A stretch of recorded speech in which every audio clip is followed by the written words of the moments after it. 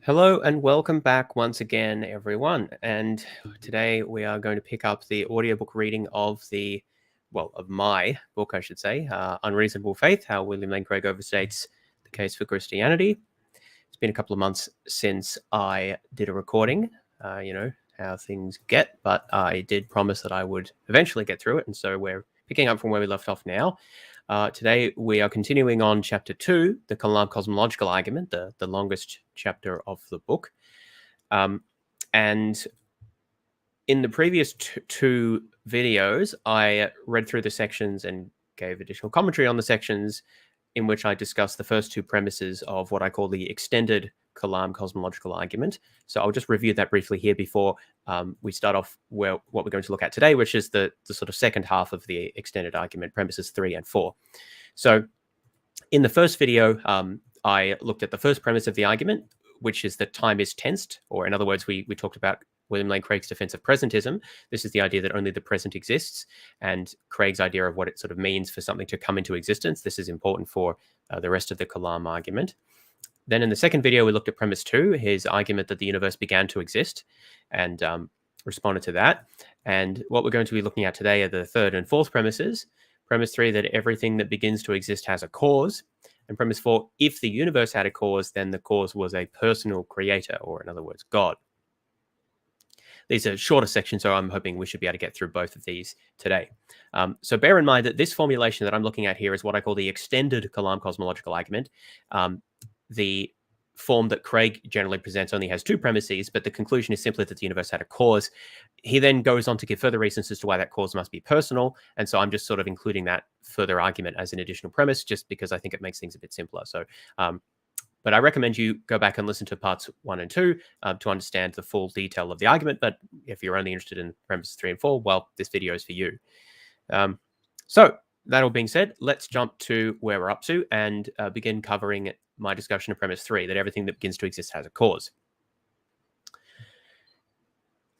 So this premise is essential because Craig is seeking to establish that the cause of the beginning of the universe is transcendent, so it's outside of the universe. For such a cause to exist, it's not enough for the universe to simply have a beginning. It must also have a cause that's outside of the universe. Of course, one could postulate that the universe began but just didn't have a cause, right? And this is an alternative view that at least a number of philosophers argue for. So Craig's going to be arguing against the idea that the universe could have begun without a cause. So Craig presents three arguments to defend his premise that everything that begins to exist has a cause. The first is that nothing comes from nothing is a self-evident metaphysical principle. Second, if something can come from nothing, Craig asks, why only universes? Why can't anything come from nothing? And the third argument is that the principle that everything that begins to exist has a cause is verified by extensive examples from our experience. So there's a sort of a metaphysical argument, an argument from essentially like a reductio, and then an argument appealing to experience. So we're going to look at all of those in turn. But before we do that, let me just mention that Craig sometimes in more recent debates weakens this premise to, if the universe began to exist, then it has a cause. Now, this weaker principle is easier to defend because he doesn't have cause. Oh, I seem to be having some internet trouble. That is extremely inconvenient. But we will press on. Where's my internet gone? Oh dear. Well, I think we're still connected. Anyway, so this is convenient for Craig because he doesn't have to defend the idea that everything that begins to exist has a cause, only that if the universe began, then it had a cause. So that's a less, it's a more restricted, it's a narrower argument there. It's a weaker version of the premise. However, because many of the arguments are going to be the same either way, I'm just going to look at the stronger form of the argument. And also, I'm going to avoid discussing whether quantum events are uncaused or not, because I don't think that that's critical to the issue here, although that may be something to discuss in other contexts, but I just decided to not cover it in my book here. All right, let's go through the three arguments that Craig gives. First, that nothing coming from nothing is a basic metaphysical principle. So Craig argues that it is sort of just super obvious that it is not possible for something to come from nothing. Regarding this principle, he declares, quote, "It is rooted in the metaphysical intuition that something cannot come into being from nothing," end quote. Similarly, he says that it's just ridiculous to suggest that anything could, quote, "pop into being uncaused out of nothing," end quote. Now, while I agree with Craig that the notion of popping into being from nothing is absurd, my issue is that this sort of language that Craig is using here is describing the situation in a confusing and misleading way. In particular, I don't think that it's correct to say that if we deny that everything that begins to exist has a cause, that entails affirming that things can just pop into being uncaused out of nothing. So Craig wants to say that these two are essentially equivalent. If you believe that things can begin to exist without a cause, you must think that things can pop into being out of nothing. But those two claims, I argue, aren't the same. The second is kind of absurd and doesn't really make sense, but the first is perfectly acceptable, at least in principle, right? So let's talk about that. No one claims, to my knowledge, and certainly I wouldn't claim, that the universe popped into being. If you think about that word there, pop, the word pop implies that there was kind of some void or space into which the universe pops, right? One is asked to imagine a vast chasm that's initially empty, and then the universe kind of pops into that. Like, that's kind of what a pop is, right? There's sort of some pre-existing space or nexus where something happens, and then you have a popping, right? But that's contrary to the idea that there is nothing at all. There's no space, there's no void, there's no time. Nothing existed outside of the universe. There's nothing into which the universe popped. So a popping, the language of pop, I think, is very misleading there. The universe did not pop into anything. It simply began at a finite time in the past. That would be the claim if it didn't have a cause. There's no popping. That doesn't really convey anything meaningful. It just began, right? It didn't pop into something. So the other problematic aspect of Craig's popping out into being out of nothing is the implication that there was a time before the beginning of the universe. Now, Craig denies this if you press him explicitly on it, but my argument is that the notion of popping only makes sense if the pop is in relation to some prior time of stillness or nothingness, right? So you have a stillness, and then there's a pop, and then you have something. You can't really pop if there's nothing beforehand, right? It doesn't really make sense. So the characterization of the beginning of the universe is misleading because time itself is supposed to only begin with the start of the universe. So there's no time before the universe started. There was no popping into existence. There's just a beginning. There's no coming out of nothing. It's not like there's nothing and then something comes out of it. That's not the idea. It's just simply there's a beginning at the beginning of time and space. That's where the universe begins, where it starts, and there's no cause of that. That's what the claim is. There's no nothingness that something pops into. That's just a misleading visualization or verbal characterization. So Craig might object that the absence of a cause is just what he means by popping into being out of nothing. But my point is that that is a very misleading way of phrasing it. Craig uses this phrase because it is obviously absurd for something to pop into being out of nothing. However, the point is that the uncaused beginning of the universe isn't equivalent to this. The language of out of is also problematic because the universe wouldn't have come out of anything. It just started, right? There's no nothing that then it popped into being out of, right? All of those words like popping out of and so forth don't make any sense in this context. The claim is that the universe began without a cause. That's all that's being claimed. And you can't, language about popping and coming out of something is just superfluous and I think creating a confusing mental image of what's happening there. So Craig sort of tacitly acknowledges the inadequacy. Craig tacitly acknowledges the inadequacy of this language when he says things like, quote, "Locutions like excess popping into existence or springing into existence were attempts on my part to express, in ordinary language, the objective reality of temporal becoming. Again, it just seems obvious that things do not begin to exist in this sense without a cause," end quote. So another phrase that Craig uses is coming into being from non-being. For example, when he says, quote, "We are asking whether the whole of being could come out of non-being, and here a negative answer seems obvious," end quote. Once again, however, in using such language, Craig is misconstruing the question. The issue is not whether a being can come from non-being. As Craig says, that doesn't make any sense. Like, you can't come from nothing. Like, what is there to come from? From is kind of a relation, right? You have something that's doing the coming out of and the thing that it's coming from. But there is no relation like that here. There's no coming out of or from nothing. It's simply the universe began and there wasn't a cause.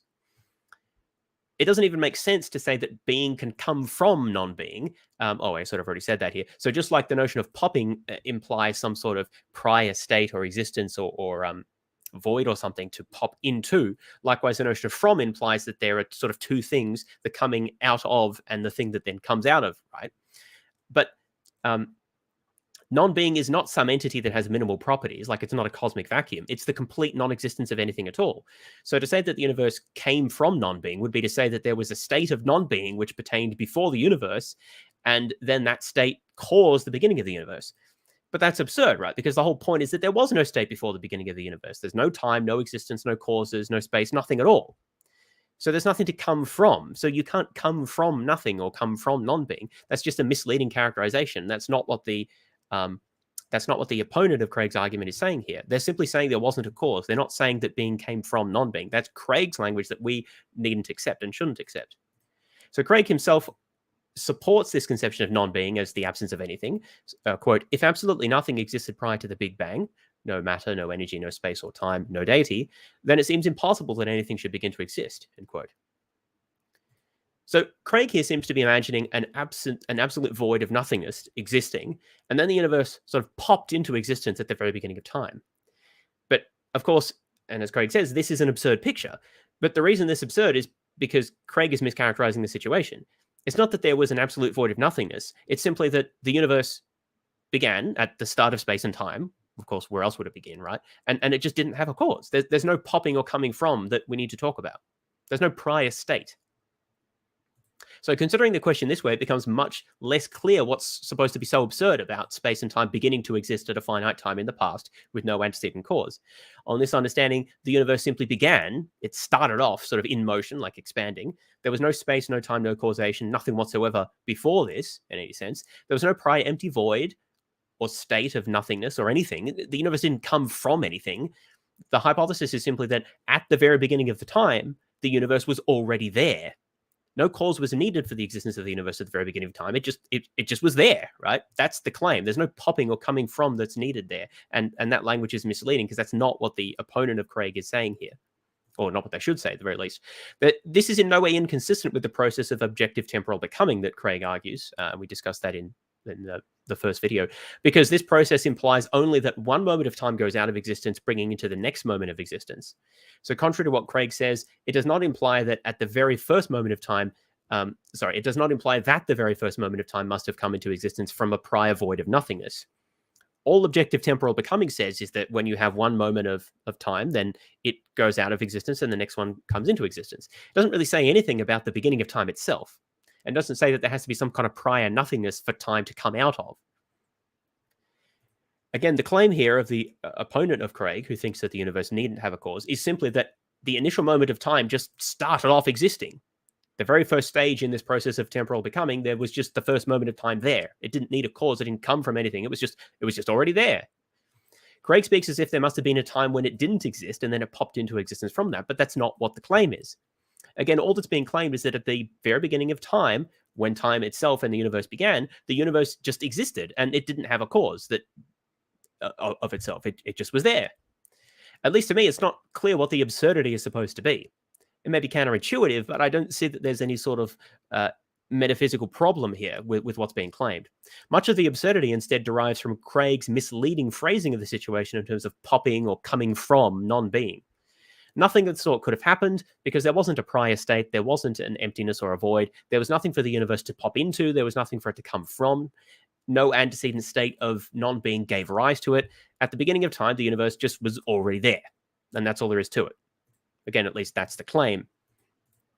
Okay, so that's the first argument that we discussed about the absurdity of nothing coming from nothing or popping into being. Let's look at the second argument that Craig gives, which is sort of a reductio. If if the universe could come from nothing, then why only universes? Wouldn't you have all sorts of other things coming into being from nothing as well? But of course, we don't see those, and therefore we should reject the idea that something could come into being without a cause. So here's a quote where he articulates this quote. Second, if things really could come into being uncaused out of nothing, remember we've already discussed that phrasing, but we'll just leave that here, then it becomes inexplicable why just anything or everything does not come into existence uncaused from nothing. Why do bicycles and Beethoven and root beer not pop into being from nothing? Why is it only universes that can come into being from nothing? What makes nothingness so discriminatory? End quote. Here, Craig repeats his mistake of speaking of nothingness as if it were a substance. I mean, we see this very clearly in the last sentence here, or last question. What makes nothingness so discriminatory? Obviously, nothingness isn't a substance or a thing that has properties that discriminates. That's a completely misleading way of thinking about it. The hypothesis in question is not that the universe came from nothing, as if nothing was some sort of entity that has causal powers. Rather, the hypothesis is that the universe began and it didn't have a cause. Thus, rather than ask, why is it that only universes can come from nothing, which, as we've said, is misconstrued and confused, a better way to phrase this question is, why is it that if the universe was able to begin to exist without a cause, why can't entities like bicycles and Beethoven not also come into existence without a cause? Right? So that's the question here. It's not why don't these things pop into existence from nothing. In fact, that's not even possible, right? Because we already have a universe. So if a bicycle just appeared in front of you, it wouldn't have appeared from nothing. It would have appeared from, I don't know, a quantum vacuum or something, right? Like it doesn't even make sense to talk about something popping into existence from nothing. And so we just should banish that language. But you can legitimately ask, okay, so if a universe can come into being without a cause, why can't bicycles or root beer come into being without a cause? However, it seems that there's really a very obvious answer at hand to this question, namely that if something is to begin without a cause, it has to be the sort of thing that isn't already known to have a specific cause of its coming into being or of its beginning to exist. So we already know that bicycles are brought into existence by people making them, that life forms derive from earlier forms of life, and that planets form from collapsing clouds of dust and gas, and so forth. We know where these things come from. We know that they are necessary antecedent conditions. We already know that all of these things require particular causes to be brought into existence, and therefore it's not possible for them to begin to exist without a cause. Very simply, Craig is arguing that if some entity can begin to exist without a cause, then any entity must be capable of coming into existence without a cause. But that's simply a fallacy. There's no reason why only certain types of entities couldn't begin to exist without a cause. So these would just be the sort of entities that don't require a cause. So here we have two types of entities, those that require a cause to begin to exist, and those that don't.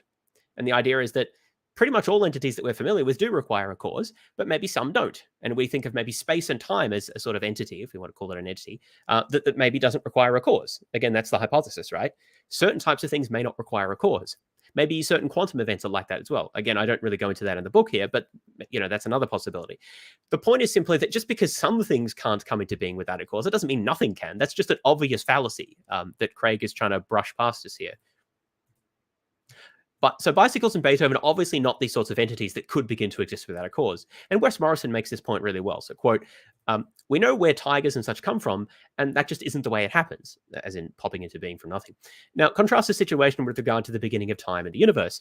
There is no familiar law-governed context for it, precisely because there is nothing, that is, not anything, prior to such a beginning. We have no experience of the origin of worlds to tell us that worlds don't come into existence like that. We don't even have the experience of coming into being of anything remotely analogous to the initial singularity that figures into the Big Bang theory of the origin of the universe. The intuitive absurdity of tigers and the like popping into existence out of nowhere does not entitle us to draw a quick and easy inference about the beginning of the whole natural order, end quote. So this is just essentially what I was saying. Just because many things require a cause for their beginning, it doesn't mean that absolutely nothing could be such that it didn't need a cause. So Craig's response to this objection is just to argue that if causation derives solely from the causal powers and dispositions of things that actually exist, then there cannot be any constraint placed on things springing uncaused out of nothingness into being. After all, there is nothing to be constrained, end quote.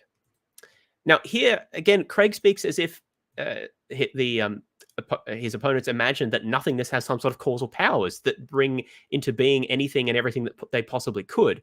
And only some process could act to constrain them to like stop this from happening. But this is exactly the opposite of what's being claimed. The claim is that entities like bicycles and tigers only ever come into being when the necessary and sufficient causal prerequisites are present. Absent these causes, it is impossible for them to come into being. You only get tigers and bicycles and root beers and Beethoven and whatever else only when you have the necessary prerequisite causes in place. Okay, that's the claim. Nothing needs to exist to constrain them from coming into being out of nothingness because they just can't do that, right? Certain things need to be present for them to be caused. Nothing needs to constrain them from not coming into being. The claim is that the universe as a whole is not like this. The universe doesn't need any antecedent causes to bring it into existence. It can just start off existing all by itself. The claim is therefore that it may be possible for universes, or like quantum singularities that go on to become universes, if we prefer, to come into being without a cause. And by that is simply meant that they can exist at the beginning of time and space and have no antecedent cause. So Craig thinks this is implausible. He asks, quote, why is it that only a certain kind of particle, say, or quantum singularity or whatever, can come into being uncaused at the first moment of time? Obviously, we cannot say that nothingness has a peculiar disposition to produce such particles, as saying reifies nothingness and invests it with properties, end quote. Yet again, Craig misses the point. It's not a property of nothingness by which certain types of entities could come into existence without a cause. Obviously, that doesn't make any sense. Nothingness has no properties. Rather, it's simply that these entities do not require any causal prerequisites to come into being, just like most entities do. So the reason you might only see quantum singularities, say, existing without a cause, is that they are the only things that do not require any causes for them to come into being. So you will never see anything else coming into being without a cause. That's purely and this is the key point here, that's purely a property of those type of entities. It's not about the discerning powers of nothingness, as Craig says. It's purely a property of entities that they can only come into existence if the necessary causal prerequisites are met. So the only things you could ever see coming into being from nothing, in the way that Craig says it, or just existing without a cause, beginning without a cause, are, say, certain quantum particles or singularities or whatever that don't require any such prerequisites. So there's really just no issue here. It comes about largely from Craig's refusal to specify the situation appropriately, and his continued habit of talking about nothingness as if it is a substance that has causal properties, as if what the opponent of his argument is claiming is that nothingness causes the universe, right? But then if nothingness causes the universe, why doesn't it cause other things? That's not what's being claimed. The claim is that nothing caused the universe, right? And that's the whole point. And it doesn't need a cause. That's why it could begin without a cause. It didn't have a cause, right? Not that nothingness caused it. It didn't have a cause. Tigers and root beers and whatever else need causes, and so they don't come into existence without a cause. It's really quite simple, but it's Craig's misleading description of it that I think invokes this confusion. So Craig's final response to this sort of line of argument, I think, clearly manifests his double standards. Quote, what we want to know is why the entities have these odd essential properties of not requiring a cause, which are, after all, not qualities of the entities in question, but more like arbitrarily asserted predications, end quote. Now, the naturalist can plausibly say exactly the same thing of Craig's appeal to God as an uncaused first cause. Why does God have these odd essential properties? It seems like they're not qualities of the entities in question, but arbitrarily asserted predications. This is just really desperation at Craig's point, because everything that he says about God comes across as arbitrarily asserted predications. Like, well, God just has a special type of causal power that allows him to bring in the universe, to bring into existence the universe. We'll get to that in the next section. If he's allowed to advance that as a theory about the origin of the universe, then why can't the naturalist, or just the opponent of his argument, appeal to certain types of, say, physical states that have special properties of not requiring antecedent causes? It seems like Craig's just being blatantly inconsistent here.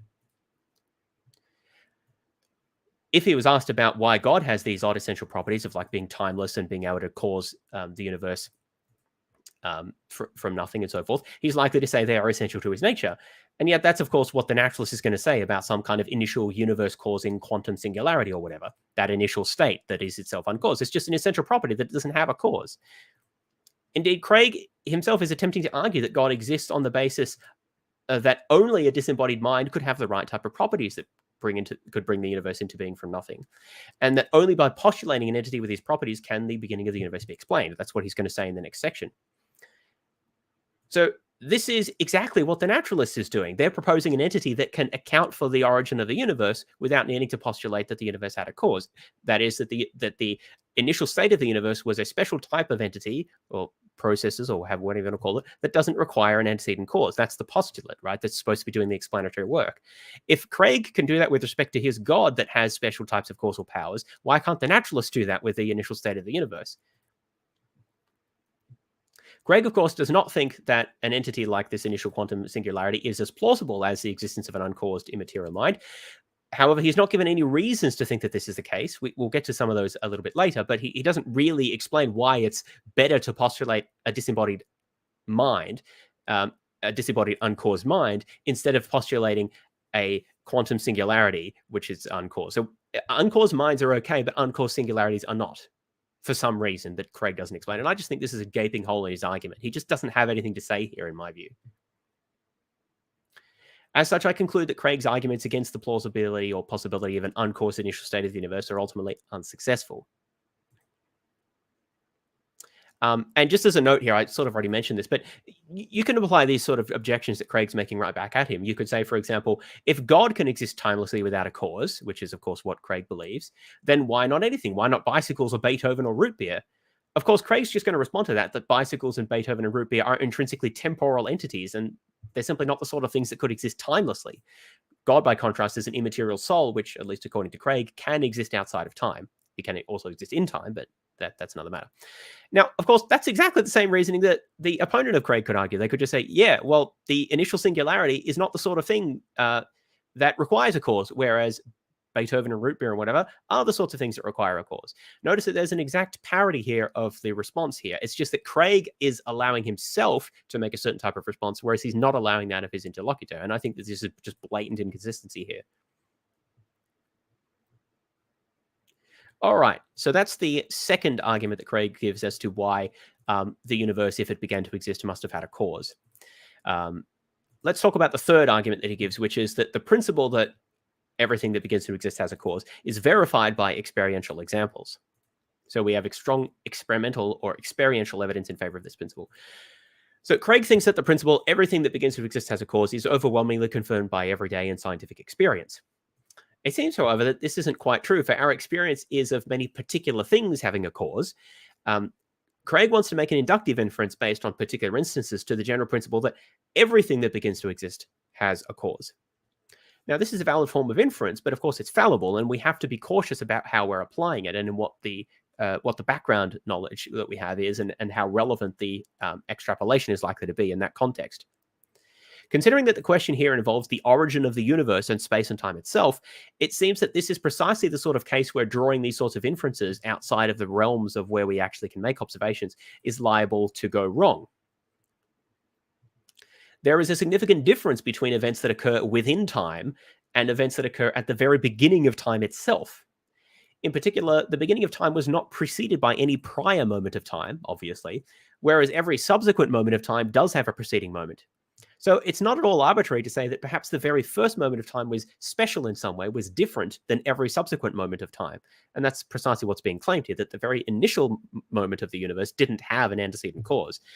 And it's not really unreasonable to say that might be the case, because after all, if we use induction and say, well, everything that we know about has causes. Well, yeah, but they were all preceded by prior moments of time. But the very initial moment of time wasn't preceded by anything. So quite plausibly, it's going to be different. And so that induction is going to be really suspect when it's made back to an event that to a state that's very different from any subsequent ones.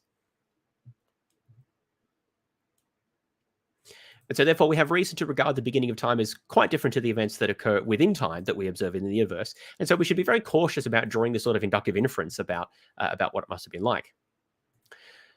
Also, we should note, and this is something that was discussed in the first section of this video, or the first video in the series, if time has the structure of the real numbers, and if the beginning of the universe represents the boundary of time, but not an event in itself, then we can quite easily understand the beginning of the universe. Under this interpretation, every event is caused by some preceding event, and therefore no event ever occurred without a cause. It's just that there's no smallest real number, or there's no smallest real number that's greater than zero, let's say, there is no first event. So for every event that occurred, there was a previous event that caused that, and there was an event before that, and so forth. Now, Craig rejects this because he rejects the existence of actual infinities and rejects the notion that time can have the structure of the real numbers. But it's interesting to see that this is sort of another case where he kind of has to reject the idea that time can have the structure of the real numbers. Because if he admitted that, then it's actually possible for the universe to be temporally bounded, but also for there to be no cause of the universe, because every event has a preceding cause. It's just because there's no first event. So that's just an interesting little observation to make. All right, so that concludes discussion of premise 3, everything that begins to exist has a cause. Let me just briefly recap. So Craig argued that nothing comes from nothing is a basic self-evident metaphysical principle. We talked about how it's really not self-evident at all when you realize that the claim is not that something comes from nothing. That's a misleading notion. Likewise, popping from into being from non-being doesn't really make any sense. The claim is simply that the singularity that was the beginning of the universe had no antecedent cause. That's all that's claimed. And there's no real absurdity in that when it's articulated properly. The second point about nothing, if nothing can come from nothing, why in the universe is easily answered, because the claim is that universes, or the initial singularity or whatever, are a special type of entity or a special type of process that does not require antecedent causes. Other types of entities that we observe do require causes, and so they can never come into being without those causes. But plausibly, just like God, there may be other types of entities that do not require causes. So there's no real issue here because Craig himself agrees that there can be such entities, like he thinks God is one of those entities. And so the naturalist or the opponent of Craig is simply arguing that instead of God, maybe it's something else, right? So I don't think that Craig can make an in-principle objection to that. You're going to have to argue about which is more plausible, and that's what we're going to get to in the next section.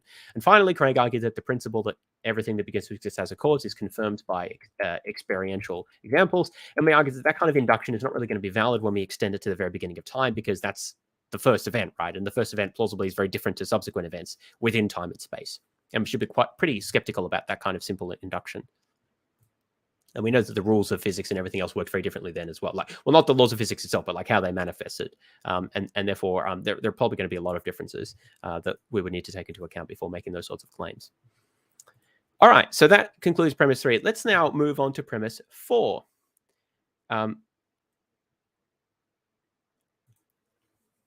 If the universe had a cause, that cause must be personal.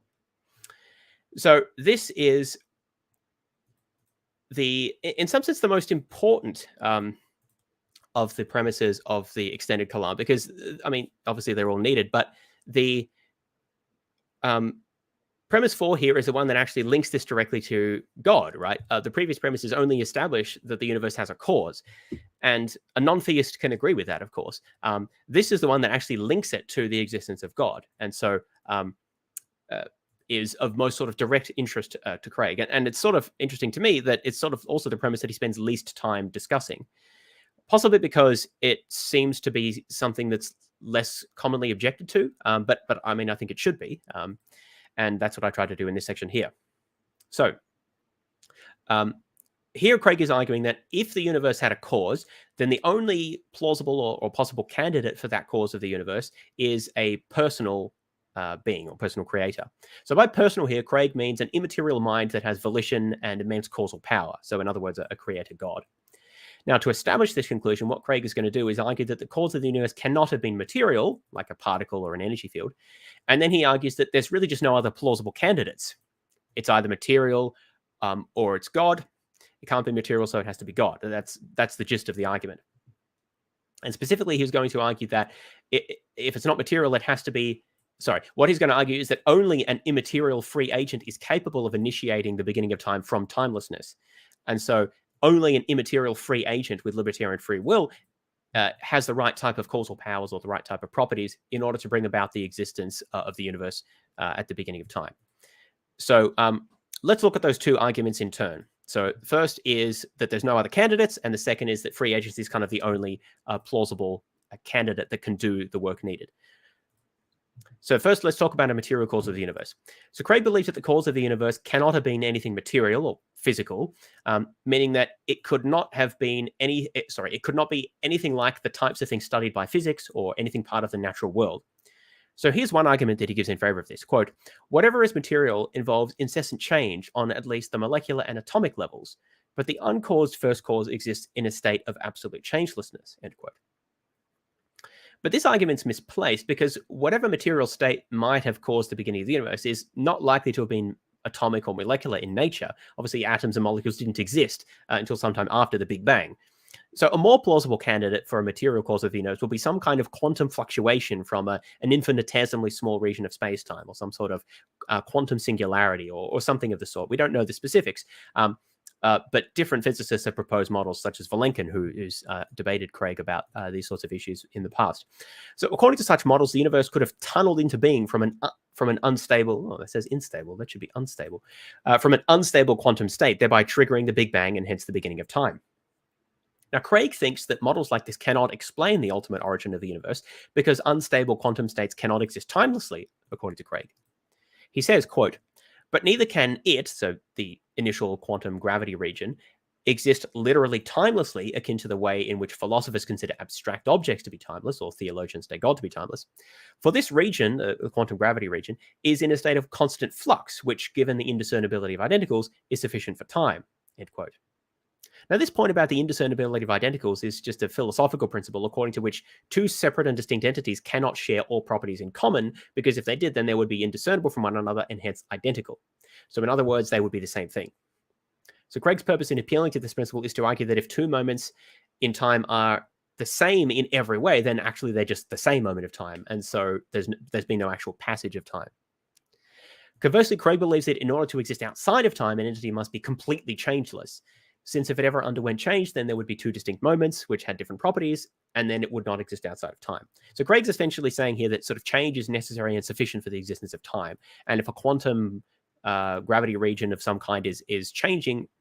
Oh, what happened to my share screen? That was weird. If a quantum gravity region is changing in some way, then it must be in time and cannot be outside of time.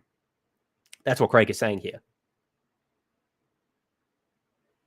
Now, whether the mere existence of any sort of change is sufficient for the passage of time is a very controversial point, and I'm not going to go into detail about it here, although I will add as an addendum to what I have in the book here that I think that what Craig is saying here is very implausible. For the existence of time, it's not... change itself is not going to be sufficient, at least not without placing further structure on that change. Because if you think about how time works, there is an ordered series of events, whether those events like have the structure of the real numbers or the integers. It's not really critical here. The point is that they have to fit in an ordering. So, A is before B, which is before C, which is before D, and so forth, and that they're all fully ordered. But it's quite possible to have an unordered series. Well, there wouldn't really be a series, but an unordered set of events that are different from each other but have no ordering, or maybe a partial ordering.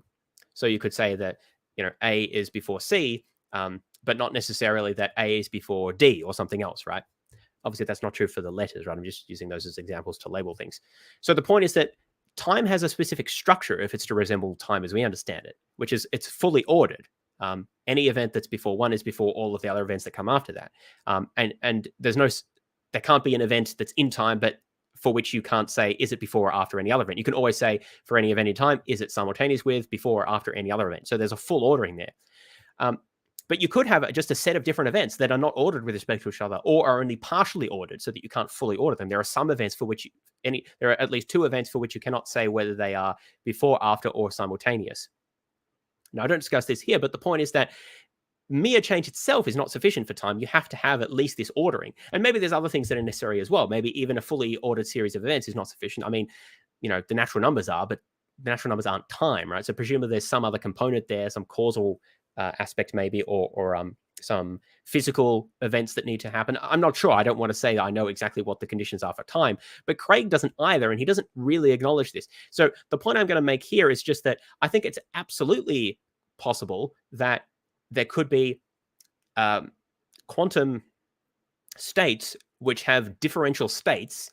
I'm avoiding the word change here, right? We wouldn't say change in the sense that it implies time, but just that there's differential states, and the system kind of oscillates or varies between those states, but for which there's no temporal relationship between those states. That's very hard for us to imagine, right? Because we're so used to thinking in terms of time.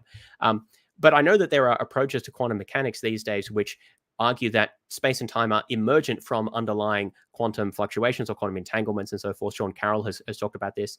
I talk about this in some of the bad apologetics episodes where we go into that. I won't go into that here. But the point is that it's very much an open question as to what the nature of time is. And I think it's just false to say that just because you've got some kind of quantum fluctuation or differential quantum states at least, that therefore there will be time. I think that that's just wrong, physically and also kind of philosophically. But anyway, let's put that to the side here. Let's talk about the idea that the initial quantum state would have to have been in a constant flux. Now, it's true that given our current understanding of quantum mechanics, quantum systems always exist in a constant flux and so can't exist timelessly. But the major problem with this argument is that we also know that the origin of the universe is not the result of any of the operations of the laws of quantum mechanics as they are currently understood. In particular, existing quantum theories must be replaced. We know that existing quantum theories must be replaced with a quantum theory of gravity to describe the very early universe, because gravitational effects are very important at that scale of density. And currently, we lack a quantum theory of gravity that can integrate both the quantum mechanical components or aspects and the gravitational components. Now, so little is known about the very early times of the universe. There may well be other modifications that need to be made to our current physical theories in order to properly describe the beginning. And personally, I think that's likely, although obviously that's going to be controversial.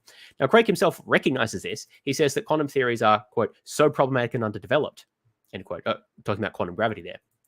So we simply don't have a physical theory that's capable of describing the very early universe. And as such, I don't think it's appropriate for Craig to say that, well, existing quantum theories say that such a state must be temporal, and therefore such a state must be temporal. We know that existing quantum theories aren't sufficient. They can't adequately describe such a state, and so we really shouldn't be using them there at all.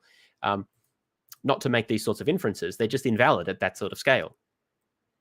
So we don't know what the properties of the very early state of the universe would have been, or what that quantum state, if it existed, what it would have looked like. This fact is evidenced by the burgeoning field of quantum cosmology.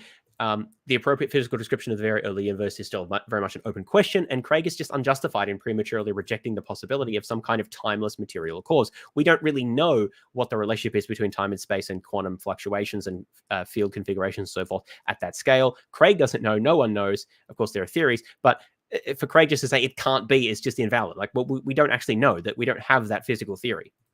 Now, furthermore, it's even possible that even if a physical scientific description of the early universe can't be provided, that doesn't matter because we're not giving physical descriptions here. We're giving philosophical arguments, philosophical accounts of the origin of the universe. Craig himself, of course, does not offer a scientific account of the course of the universe, just a philosophical one. So he can hardly criticize a materialist or a physicalist who is also just offering a philosophical account.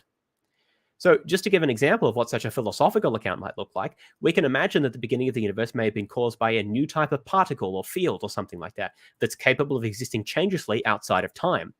This, we'll call it a primeval atom, would have been the cause of the beginning of the temporal universe by giving rise to the Big Bang. So we have this primeval atom, which is some sort of physical state that exists outside of time. It caused the Big Bang, and then, of course, led to the development of the rest of the universe. Now, I can't describe to you the scientific properties of this primeval atom, but I don't need to because I'm giving a philosophical account analogous to Craig's philosophical account here. Now, Craig, of course, will describe such a scenario as speculative, but I don't really see how it's any more speculative than Craig's theistic explanation, where he's postulating immaterial or powerful minds that exist outside of space and time. Of course, we don't have any direct evidence for my account, but we don't have any direct evidence of Craig's account either. The point is that they're both being proposed as explanations that we infer on the basis of a chain of reasoning and on the basis of how well they account for the facts that we do know. Now, Craig is the one who is attempting to argue that the beginning of the universe constitutes evidence for God's existence. Remember, that's his project here, to argue from the beginning of the universe to the existence of God. He bears the burden of proof, therefore, to show that other possibilities are ruled out, or at least highly implausible. So Craig may assert that a timeless material state is less plausible than a timeless immaterial agent, but it's up to him to justify that, to give arguments and evidence for why that is the case. It's not enough for him just to assert that, well, that's speculative, or we don't have the current physics to explain that. We don't need the current physics to explain that because it's a philosophical account, and it's no more speculative, it seems to me, than postulating an immaterial mind. I would argue that it's less speculative because at least it's more similar to the sorts of things that we know existed in the early universe, like, I don't know, quantum states or highly compressed units of matter or something like that. Arguing that an immaterial mind existed then, I think, is more of a stretch from current science. Maybe you could argue about that depending on your views on substance dualism. But the point is there that at least it's no more speculative, and Craig hasn't given any reason to think that it is. So there's just no reason really that Craig gives for rejecting a material cause of the universe. The main argument is that we don't currently have a theory of that. But of course, we don't need one because Craig doesn't have one either. And plus, current theories don't rule it out. As Craig says, that's just false. We actually don't have the relevant physical theories to say. But there's nothing in principle that's a problem there. Okay, now let's talk about the second argument that Craig gives. Oh, hang on. Sorry, I'm jumping ahead of myself. Yeah, so that's about a material cause of the universe.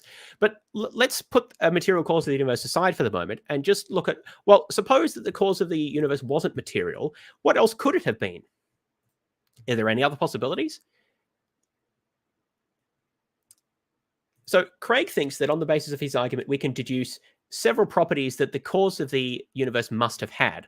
So first of all, it must obviously have itself been causeless. Otherwise, it wouldn't have been the cause of everything, right? Remember, by universe, we're talking about everything that exists in at least the physical universe. And so it itself can't have a cause, because then what caused it, right? So we're talking about the cause of everything. Since the first cause is itself causeless, it cannot have begun to exist, as by premise 3 of the extended Kalam, it would need a cause. So we're talking about the sort of ultimate cause here of at least everything that exists within time, I think would be the better way to say it. So Craig also argues that this cause must be changeless, because according to Craig, change implies time. Now, I've already argued that that's dubious, but let's put that to the side for the moment. So as a result of this reasoning, we arrive at 3 properties, according to Craig, that the first cause must have. It has to be changeless, causeless, and timeless. Now, as I discussed in the previous section, Craig thinks that therefore the first cause couldn't be material, because no material entity can exist changelessly.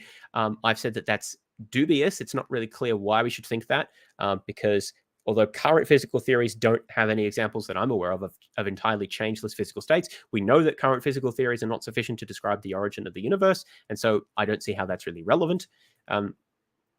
But anyway, we've already discussed that. Now, Craig argues that there are only 2 candidates that meet all of these criteria of changeless, causeless, timeless, and immaterial. So ruling out material causes, there's only 2 left. There's abstract objects, and there's immaterial minds. So as Craig says, quote, "No other candidates which could suitably be described as immaterial, beginningless, uncaused, timeless, and spaceless beings come to mind, nor has anyone else to our knowledge suggested any other such candidates," end quote. Now, that's just so blatantly false. I don't really know how Craig can get away with saying things like that. Possibly in the context of the Kalam cosmological argument, that could be true, but not more broadly. As I say, this is just demonstrably false. It's trivially easy to give counterexamples to Craig's argument of no other entities that are immaterial, changeless, and so forth have been postulated. There are many other entities that I found, and there are probably others that I'm just sort of not familiar with, at least postulated entities, right? I'm not saying I believe they exist, but the point is that they're possible candidates. Some of them may well be less well known, of course, but I mean, that's not really important here. So Craig's saying there just are no other plausible candidates. Well, there are, right? I mean, many of them have been discussed in philosophy for thousands of years, some of them somewhat more recently. So the Tao. The Tao is a complex concept from Chinese philosophy, which has a number of different meanings. So it can refer to a way, like kind of a way of living, a doctrine, a set of teachings. But it can also refer to a metaphysical principle, kind of like a force of nature. Lawrence Fugg describes the Tao, quote, as quote, "the mysterious quiet that pervades all of nature. There is an apparent aspect manifested by the order of the universe, and an absolute aspect, which is the essence from which order arises. The world and all of its creatures emerge from and return to the absolute Tao, which is ineffable and timeless," end quote. So it's clear that the Tao is not a physical law, and it's also not abstract. It's something that has real ontological substance, at least according to this view. I mean, I'm sure there are people who interpret the Tao differently, but at least under some interpretations, it is real ontological sort of thing or principle, but it's not physical. It is timeless according to this, and I think also it's supposed to be changeless. It's also clearly non-personal. It's not a person, so it's not a disembodied mind. So here's one possibility. At least the Tao, under some interpretations, could have been kind of absolute essence from which order arises, but is not personal, but is also not material. Another possibility is Brahman.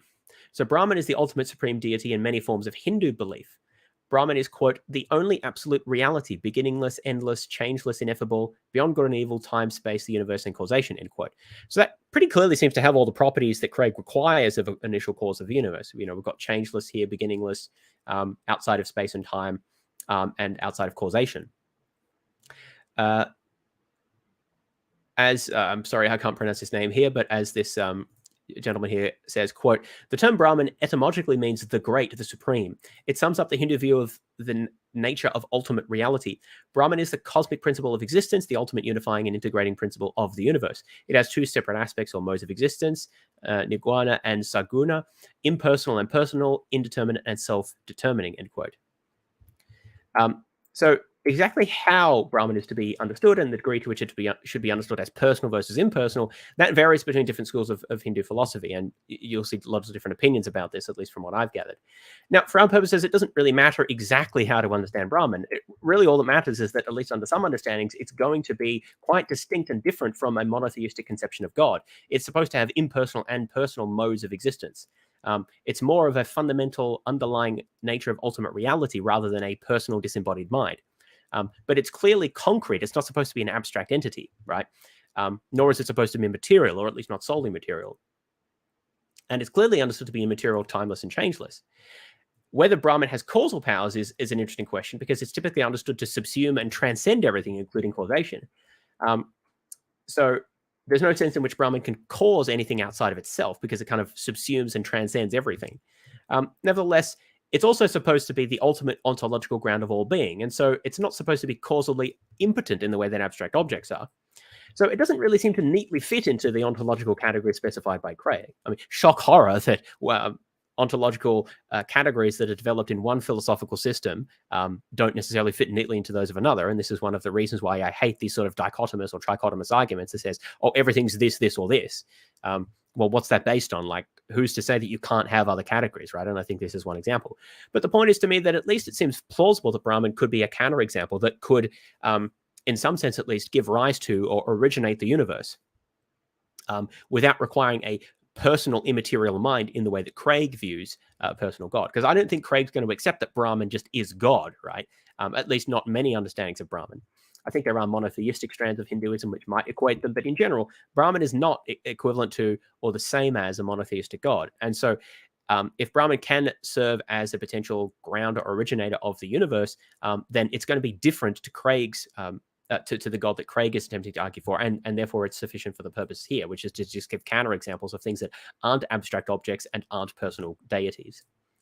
Now, in recent deities, various physicists and philosophers have made the argument that information rather than matter or energy forms the fundamental basis of reality. So John Wheeler has famously said, quote, every particle, every field of force, even the space-time continuum itself derives its function, its meaning, its very existence entirely, even if in some contexts indirectly, from the apparatus elicited answers to yes or no questions, binary choices or bits, end quote.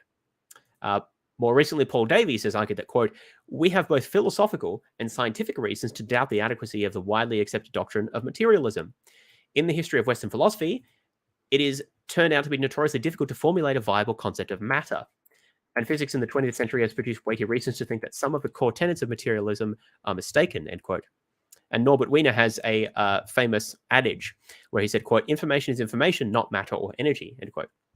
So it's pretty clear here that theorists like Wheeler and Davies regard information as both immaterial but also causally efficacious. So they're not arguing that information is some sort of mind that exists outside of time and space. It's not Tao or it's not Brahman. It's something different, right? It's not material either. I mean, I don't agree with that myself. I think information is material, or at least a description of the properties of aspects of material reality, but they don't think of it that way, right? They're postulating it as something different, some sort of fairly distinct ontological category. So there's yet another possibility. I'm going to skip this one here, but there's at least three different examples, right? So Tao from Chinese philosophy, Brahman from Hindu philosophy, and then information from sort of more recent Western philosophy, information theory. And there's probably other possibilities as well. Those are just some that I have that I'm personally aware of. Now, Craig might try to argue that these different examples fail to fit his criteria. Maybe he's going to argue that the Tao is not causal, that Brahman is really just a personal being, and then information is really just physical, or it's an abstract object, and so on and so forth. I think the problem there is that he's just going to be trying to fit square pegs into round holes. There are fundamental differences between the way the Tao, Brahman, and information, at least according to some interpretations of these things, are construed that just mean that they're not material and they're not abstract objects, but they're also not a personal deity. So Craig might want to claim that they have to be to fit inside his narrow conception of what is even possible ontologically, like what we can even conceive of and talk about, I mean. Doesn't have to be metaphysically possible, but I'm just saying like they're epistemically possible candidates here. He might try to fit them into those categories. But I think that that's just going to be doing a disservice to these philosophies. They just don't regard these sorts of entities as equivalent to any of those things. And it's really Craig's problem that his narrow conception of the epistemic space requires him to say that there's only three possibilities. There's material, abstract objects, or God, right?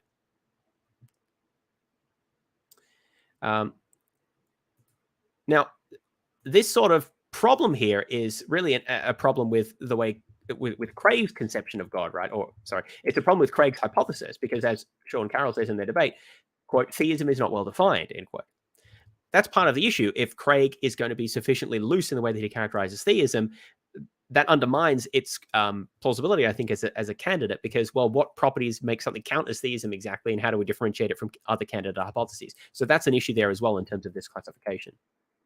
But I think broadly, Craig just has made no effort to engage with these other possibilities that have been raised in both non-Western and Western philosophies. And I just don't think we should take him seriously when he says, oh, there's just no other candidates. It's either it's an abstract object, or it's material, or it's God. But it can't be material, and abstract objects don't have causal powers. So therefore, it has to be an immaterial mind. There's no reason to take that seriously, in my opinion, because he just doesn't even bother to argue for why there can't be other candidates. All right, so that concludes the discussion of this sort of first argument that there are no other plausible candidates, where he rejects material causes and then just sort of says, well, the only other thing's abstract objects, but they can't cause anything, right? By the way, it's also contentious whether abstract objects can cause anything. There are some potential conceptions of abstract objects that could have causal powers, but we'll just leave that for the moment. Now, let's move on to his second argument about why that the cause of the universe must have been personal, or must have been a god. So his argument here is that free agency, so libertarian free agency, is the only way for change to come from changelessness. Just seeing how much we've got to go here. Okay. So Craig believes that only a free agent can bring about a temporal effect from an initial timeless state. So he makes this argument by asking a question, quote, if the necessary and sufficient conditions for the production of the effect are eternal, then why is the effect not eternal? How can all the causal conditions that are sufficient for the production of the effect changelessly exist, and yet the effect cannot also exist along with the cause? How can the cause exist without the effect? End quote. So he's saying if you have a timeless cause, you should always have the effect. That's basically his argument. If the cause is timeless, you must have the effect. Doesn't really explain why. He's just sort of asking how it can be that you could have the timeless cause but not the effect. So in responding to these questions, we need to understand exactly what he's asking here. So clearly, Craig is not asking why the effect didn't exist sooner than it did, because the effect came into existence at the earliest possible moment of time. So the effect here is the beginning of the universe, right? The cause is whatever hypothetical entity caused the universe, right? So Craig can't be asking, why didn't the universe come into being before it did? Because that just is meaningless, right? The universe came into being at the beginning of time. It's not like there was some other time that it could have started. It could only start at the beginning of time. So that can't be what he's asking here. It's not like, why then? Well, that's the only then it could have started. Likewise, Craig's question as to how the cause exists without the effect is irrelevant, right? There was no time when the cause existed, but not the effect. That's just never what happened, right? The cause exists outside of time. The only thing that Craig could be asking is, how is it possible for a timeless cause to bring about a temporal effect? Because he can't be asking, like, why does the effect occur when it does, or how does the timeless effect exist without how does the timeless cause exist without the effect? Because it never does, right? That there's no time when you have the effect without the cause, right? That the cause is timeless, right? And so it doesn't exist in time, and the effect exists at the first moment in time. There's no moment of time you can go to and find that the universe isn't there. So the only way that I can make any sense of what Craig is asking here is that, how is it that a timeless cause can bring about a temporal effect? The way to answer this question seems pretty straightforward. Like, well, it just does. Like, it just has that causal power. That is, the timeless entity exercises its causal power and brings about the temporal effect. So the initial quantum state, or the Tao, or information, whatever it is that you think caused the universe, it existed timelessly outside of time. It exercised its causal power. You shouldn't think of that in agentic terms. It just means it exerted a cause, and then the effect initiated at the first moment in time. I mean, that's it, right? Like, what's the problem there? There's no previous moment in time that's like, well, why didn't the universe already exist? Well, there was no time for it to exist in. It's not like that the first cause was hanging around and waiting to create the universe. Well, because, I mean, it created the universe as soon as it could, right? At the first moment in time. So what's the problem supposed to be exactly? So there's only a problem here if we suppose that there is something wrong or absurd or impossible about a timeless cause bringing about a temporal, or a time, an effect that's in time. But what's the problem supposed to be? I mean, why can't that happen? Craig doesn't give any reason. Indeed, all he says is that, quote, Indeed, Craig actually says, quote, presentness should be construed simply as a mode of existence, a temporal as opposed to a timeless mode of being, end quote. So being timeless and being present are just two different modes of existing, distinguished by the fact that the former does not stand in any temporal relations to other moments in time, while the latter does. So timeless modes don't stand in temporal relations. Temporal modes of existence do stand in temporal relations. That's what Craig says, right? So what's the problem then? Why can't we just say that entities that do not stand in any temporal relations to other moments in time, and hence are timeless, why couldn't they be the cause of an entity that does stand in temporal relations to other moments of time? Craig doesn't give any reason. He's just sort of asserting that there's something paradoxical here. And let me just repeat that. All that's being claimed is that there's some entity, whether it's the Tao, Brahman, information, a quantum fluctuation, whatever. There's some entity that exists outside of time. This entity does not stand in any temporal relations to any other events or entities, right? It's timeless. This entity has a certain causal power, say to initiate a Big Bang, which then sort of begins the universe. This entity that does not stand in any temporal relations, but does stand in a causal relation, it exerts its causal power, has a causal effect, which brings into being the first moment in time and triggers the Big Bang. That first moment of time does stand in temporal relations because it's part of time, right? And then it goes on. That's the account, right? One thing, no temporal relations, but causal relations.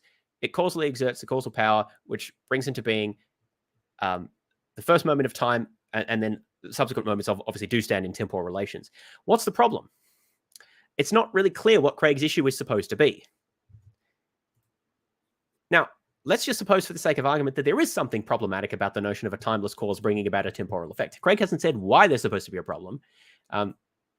He sort of asked these questions above, but it's not really clear what the problem is supposed to be. Well, I mean, he just describes what would happen. Yes, there's an event that stands in causal but not temporal relations to a an event that is the cause of the universe that stands in causal but not temporal relations to the initial event of the universe and of time, and then it exerts a causal power to bring that into being. I mean, that's the account, right? Well, what's the problem? Unclear, but let's suppose there is some problem. Why is agent causation supposed to be the solution here? Craig believes that agent causation is the best way out of this dilemma. He argues, quote, because the agent is free, he can initiate new effects by freely bringing about conditions which were not previously present. For example, a man sitting changelessly from eternity could freely will to stand up. Thus, a temporal effect arises from an eternally existing agent, end quote. So in Craig's view, three criteria must be met for an effect to be brought about by an agent cause. The agent must have a desire to bring about that cause. To bring about the effect. It must have the power to do so, and then it must take some kind of action. It must exercise its causal power to bring about the effect. Right, so desire, power, and then causal exercise. Now, according to Craig, God timelessly possessed both the desire and the power to create the universe. However, those by themselves are not sufficient to actualize the beginning of the universe. Also, what was also needed is God's exercise of his creative causal powers to actually bring about the act of creation. And that only occurred at a time in the finite past and was not exercised timelessly from eternity. So in other words, God's intentions and powers are timeless, but God's creative actions are not. And that's, according to Craig, how you get this issue, you get around this sort of problem of bringing about a temporal effect from a temporal effect from a timeless cause. So Craig's argument here hinges on the fact that an agent must perform some action, undertake some causal power in order to bring about their desired effect. But there's a major problem with this line of argument here. God's act of exercising his causal powers itself is clearly not timeless, right? I mean, that's sort of the point, right? It isn't timeless. God is, and his desires and powers are, but the actual act itself is not timeless. So God's act of exercising his causal powers, imagine God has to wave a magic wand to bring the universe into being, right? I mean, I'm not saying that that's true. I'm just... If it helps to visualize that as the action, that's what I'm talking about, that waving of the magic wand, right? That action, that exercise of causal powers, is not timeless. Therefore, it's something that begins to exist alongside the beginning of the universe. But by the third premise of the extended Kalam, therefore, this exercise of causal powers would need to have a cause. If it's something that began to exist, it needs a cause. So what caused the exercise of the causal power? What caused the waving of the magic wand? Clearly, the answer cannot be simply the agent's ability and intention to bring about the effect, because those things are timeless. And Craig has just said that that's not sufficient. Craig is saying that something that's timeless cannot bring about a temporal effect. And he's saying, well, God's creative action is not timeless, and so that can resolve the problem. But but that just introduces a new problem, because God's act of creation, if it's not timeless, which according to Craig it can't be, it requires a cause. According to Craig's Kalam, right? Everything that begins to exist requires a cause. God's creative act is not timeless, so therefore it began to exist, and therefore it requires a cause. So what caused God's creative act? It seems that we're on the verge of a vicious infinite regress here. You could say, well, God caused his causing, right? God caused himself to wave the magic wand, but then he must have exercised a causal power to wave the magic wand. So God waved a wand that caused him to wave the wand that created the universe. But then how did he wave the initial wand that waved the second wand, right? That's where you get the infinite regress.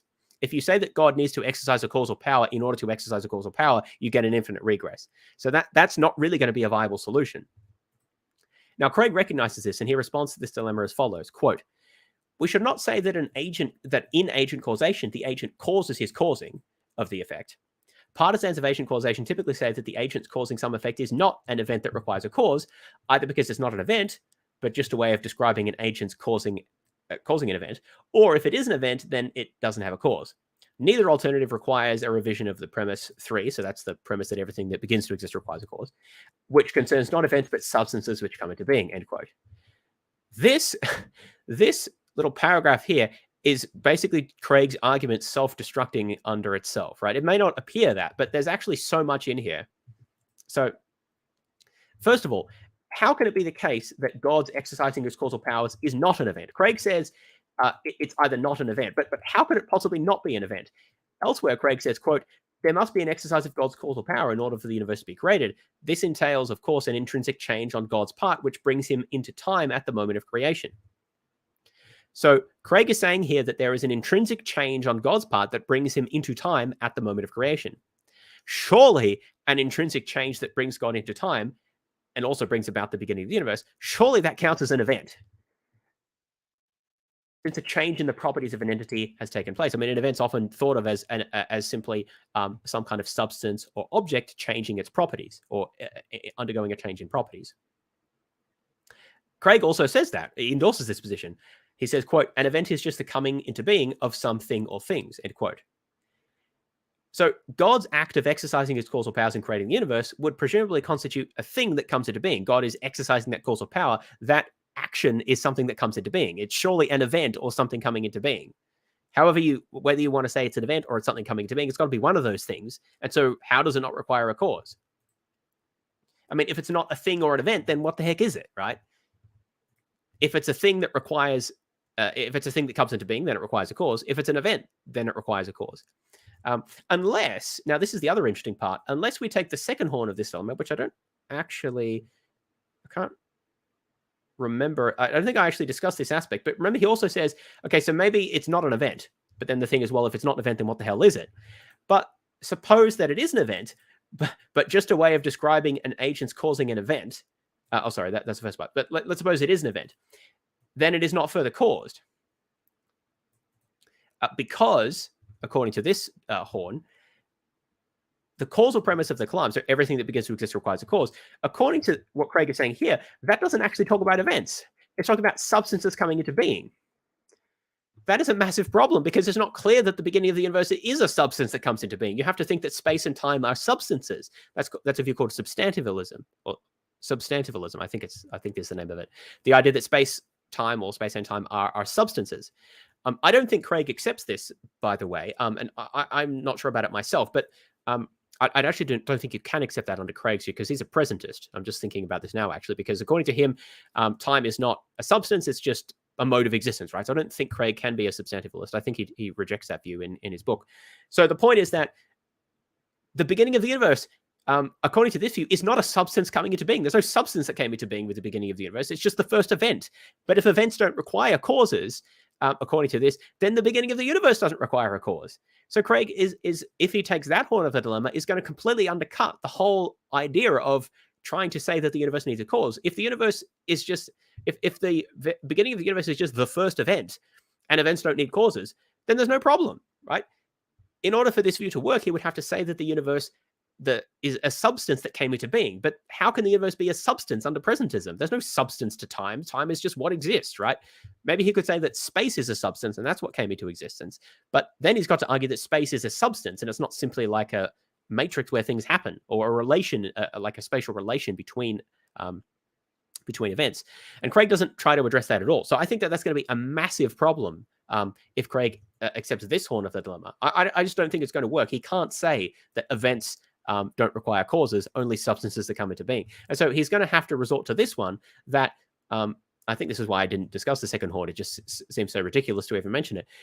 Craig is going to have to accept this one, which is to say that events do require causes, but an agent's exerting some effect isn't an event. It's just a way of describing the agent's causing an event. So, I mean, exactly how that is not an event escapes me. If an agent exercising its causal powers and thereby bringing into existence a universe isn't an event, I don't know what an event is. As I mentioned before, this exercise of God's causal power entails an intrinsic change on God's part. So God intrinsically changes and exercises causal power, but somehow that isn't an event. I don't know how that works. I don't know how you can square that circle. You can say it's not an event and therefore doesn't need a cause, but it sure as hell sounds like an event to me. And I think that this issue here of Craig just asserting things that he needs to be true. He needs it to be the case that God can exercise his causal powers in a way which is something that is not so God's exercising of his causal powers. God's exercising of his causal power must be temporal, according to Craig. So that has to be true, but also it can't be an event because then it would need a cause. So it's got to be temporal, non-event. What is that? I don't know. Craig doesn't explain. He just says that it's this special thing that just doesn't need a cause and stop asking about it, essentially. I just think this is really unsatisfactory here. So basically, at this point, Craig's only recourse is to argue that an instance of an agent exercising their causal powers is a unique and special type of occurrence that just doesn't operate according to normal laws or principles. So in explaining this, J.P. Moreland, and I mentioned this because Craig references J.P. Moreland says, quote, "In libertarian acts, agents are unmoved or first movers. They do not undergo a change before they can cause a change. Rather, agents as substances directly cause their volitions or their causal actions by virtue of possessing and exercising their power to do so. Since an exercise of power is not a change undergone by an agent, nor coming into being of a substance, it is not an event with a beginning in the sense relevant to the causal principle, even though there was a time before and after which the agent caused his volitions. Besides coming into existence, only changes need a cause." Now, your mileage may differ, but in my opinion, this is just special pleading. Surely an act of volition undertaken by an agent implies a change from the agent being in some kind of state of not exercising causal power to being in a state of exercising that power, or at least passing through that state, right, of exercising the causal power. Something's got to happen to exercise the causal power. How is that not an event? How is that not some kind of substance or object taking on a new property or changing its property or something akin to that? People describe events differently, but whatever an event is, how is an agent exercising a causal power not that? It's not enough just to say, well, it just isn't. You need to give an account as to what it is and how that's supposed to work.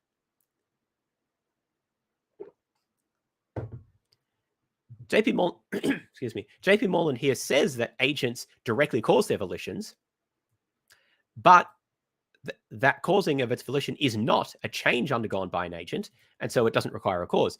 All he's saying here is what it isn't. He's not saying what it is. He's not explaining how this works. He's just saying it doesn't work that way because obviously if it did work that way, it wouldn't make any sense, right? This is just metaphysics by negation. It's saying, well, we don't want that to be true because it can't be true because that leads us to problems. So we just will say that isn't true. Agents just have this special source power that allow them to exercise their causal powers that bring about effects in a way that is temporal, but somehow is not an event.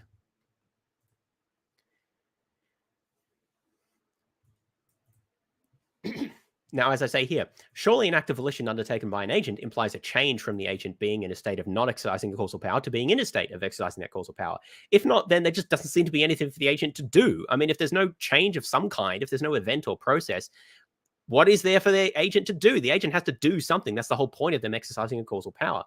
Without some sort of change or transition or something like that, in the process of exercising their causal powers, either the agent has no way of affecting their desires and therefore causing a change, or their exercise of power is just coextensive with the agent, right? The agent has to do something, and that doing something just seems to be an event. It seems to just be what an event is. However, if undertaken active volition entails a change, then it must be a cause of this change from inaction to action. In other words, if it's an event, it requires a cause, according to Craig's argument.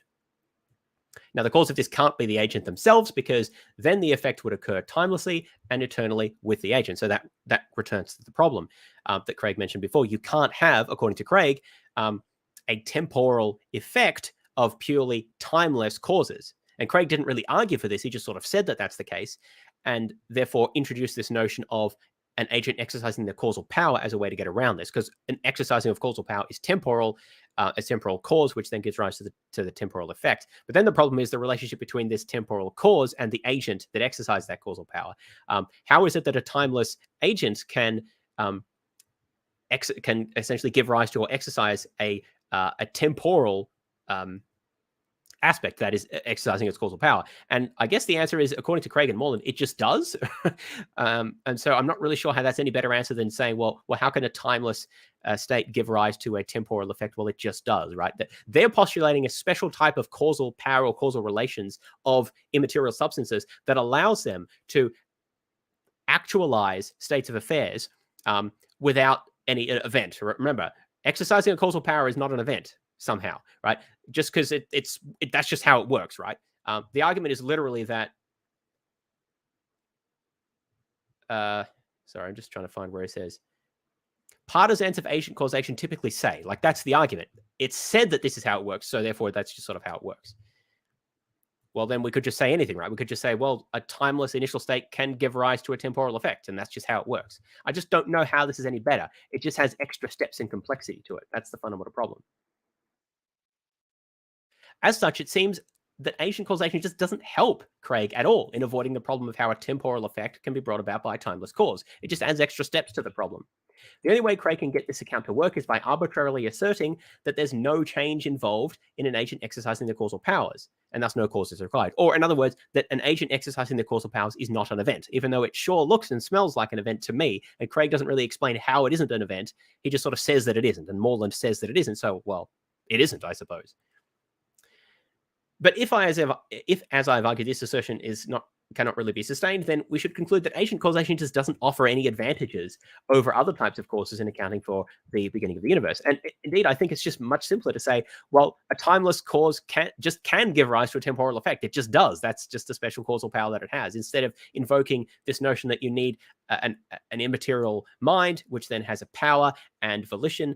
It has a power and a desire, and then it exercises its volition. But this is exercising of its volition itself isn't caused, and it's not an event because reasons, and therefore that allows you to get a temporal effect out of a timeless cause. Why not just say that you can just get a temporal event out of a timeless cause? It's just really unclear why that is not a simpler solution, and it's just not really discussed by Craig.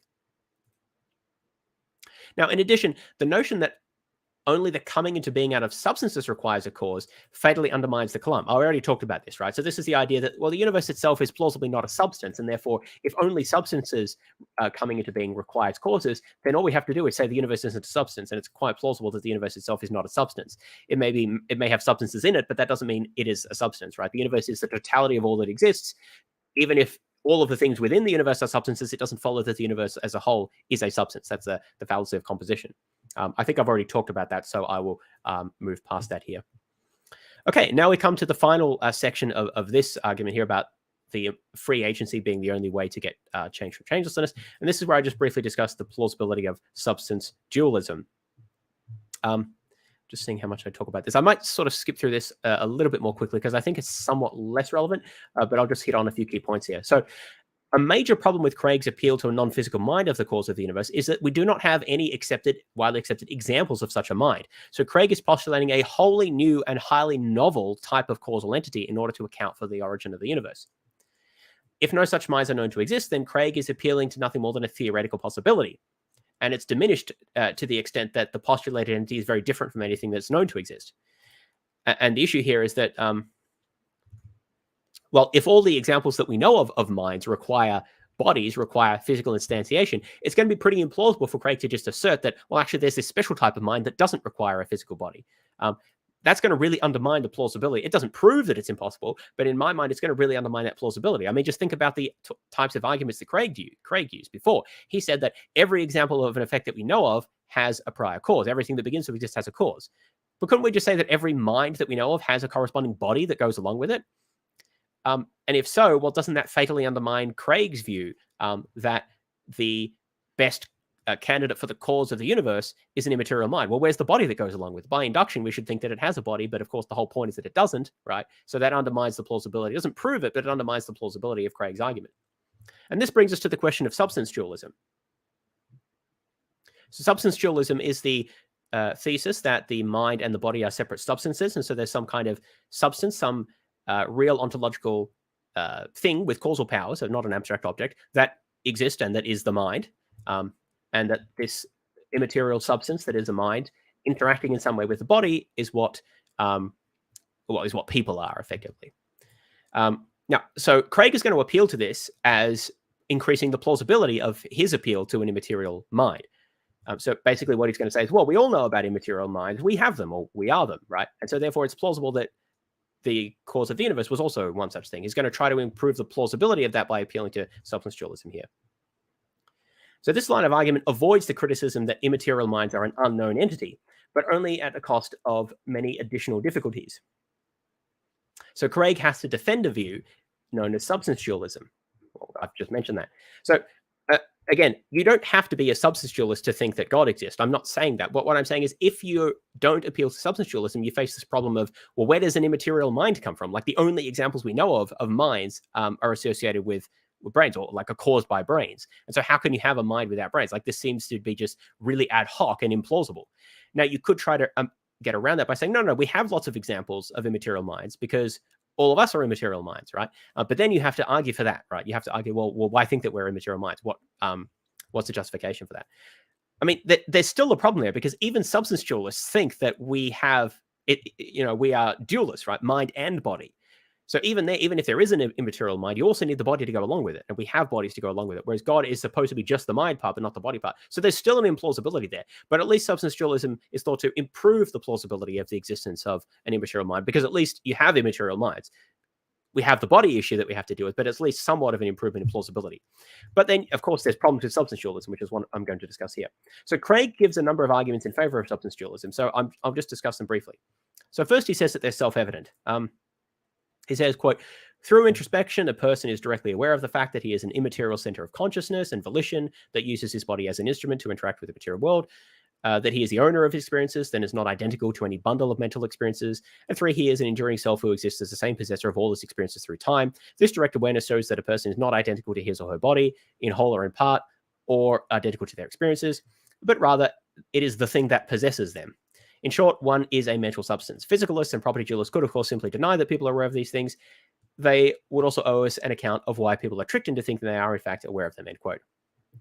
This is classic Craig. This is just how he argues whenever people press him. He just sort of asserts his position and then demands that people refute him, while at the same time never accepting any of the lines of argument that he himself uses elsewhere.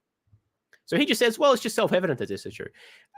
If we're keeping tally of how many things that Craig has so far argued as self-evident, he's argued that the fact that time is tensed is self-evident. He's argued that the fact that everything that begins to exist is self-evident. Now he's arguing that the fact that we are immaterial minds is self-evident.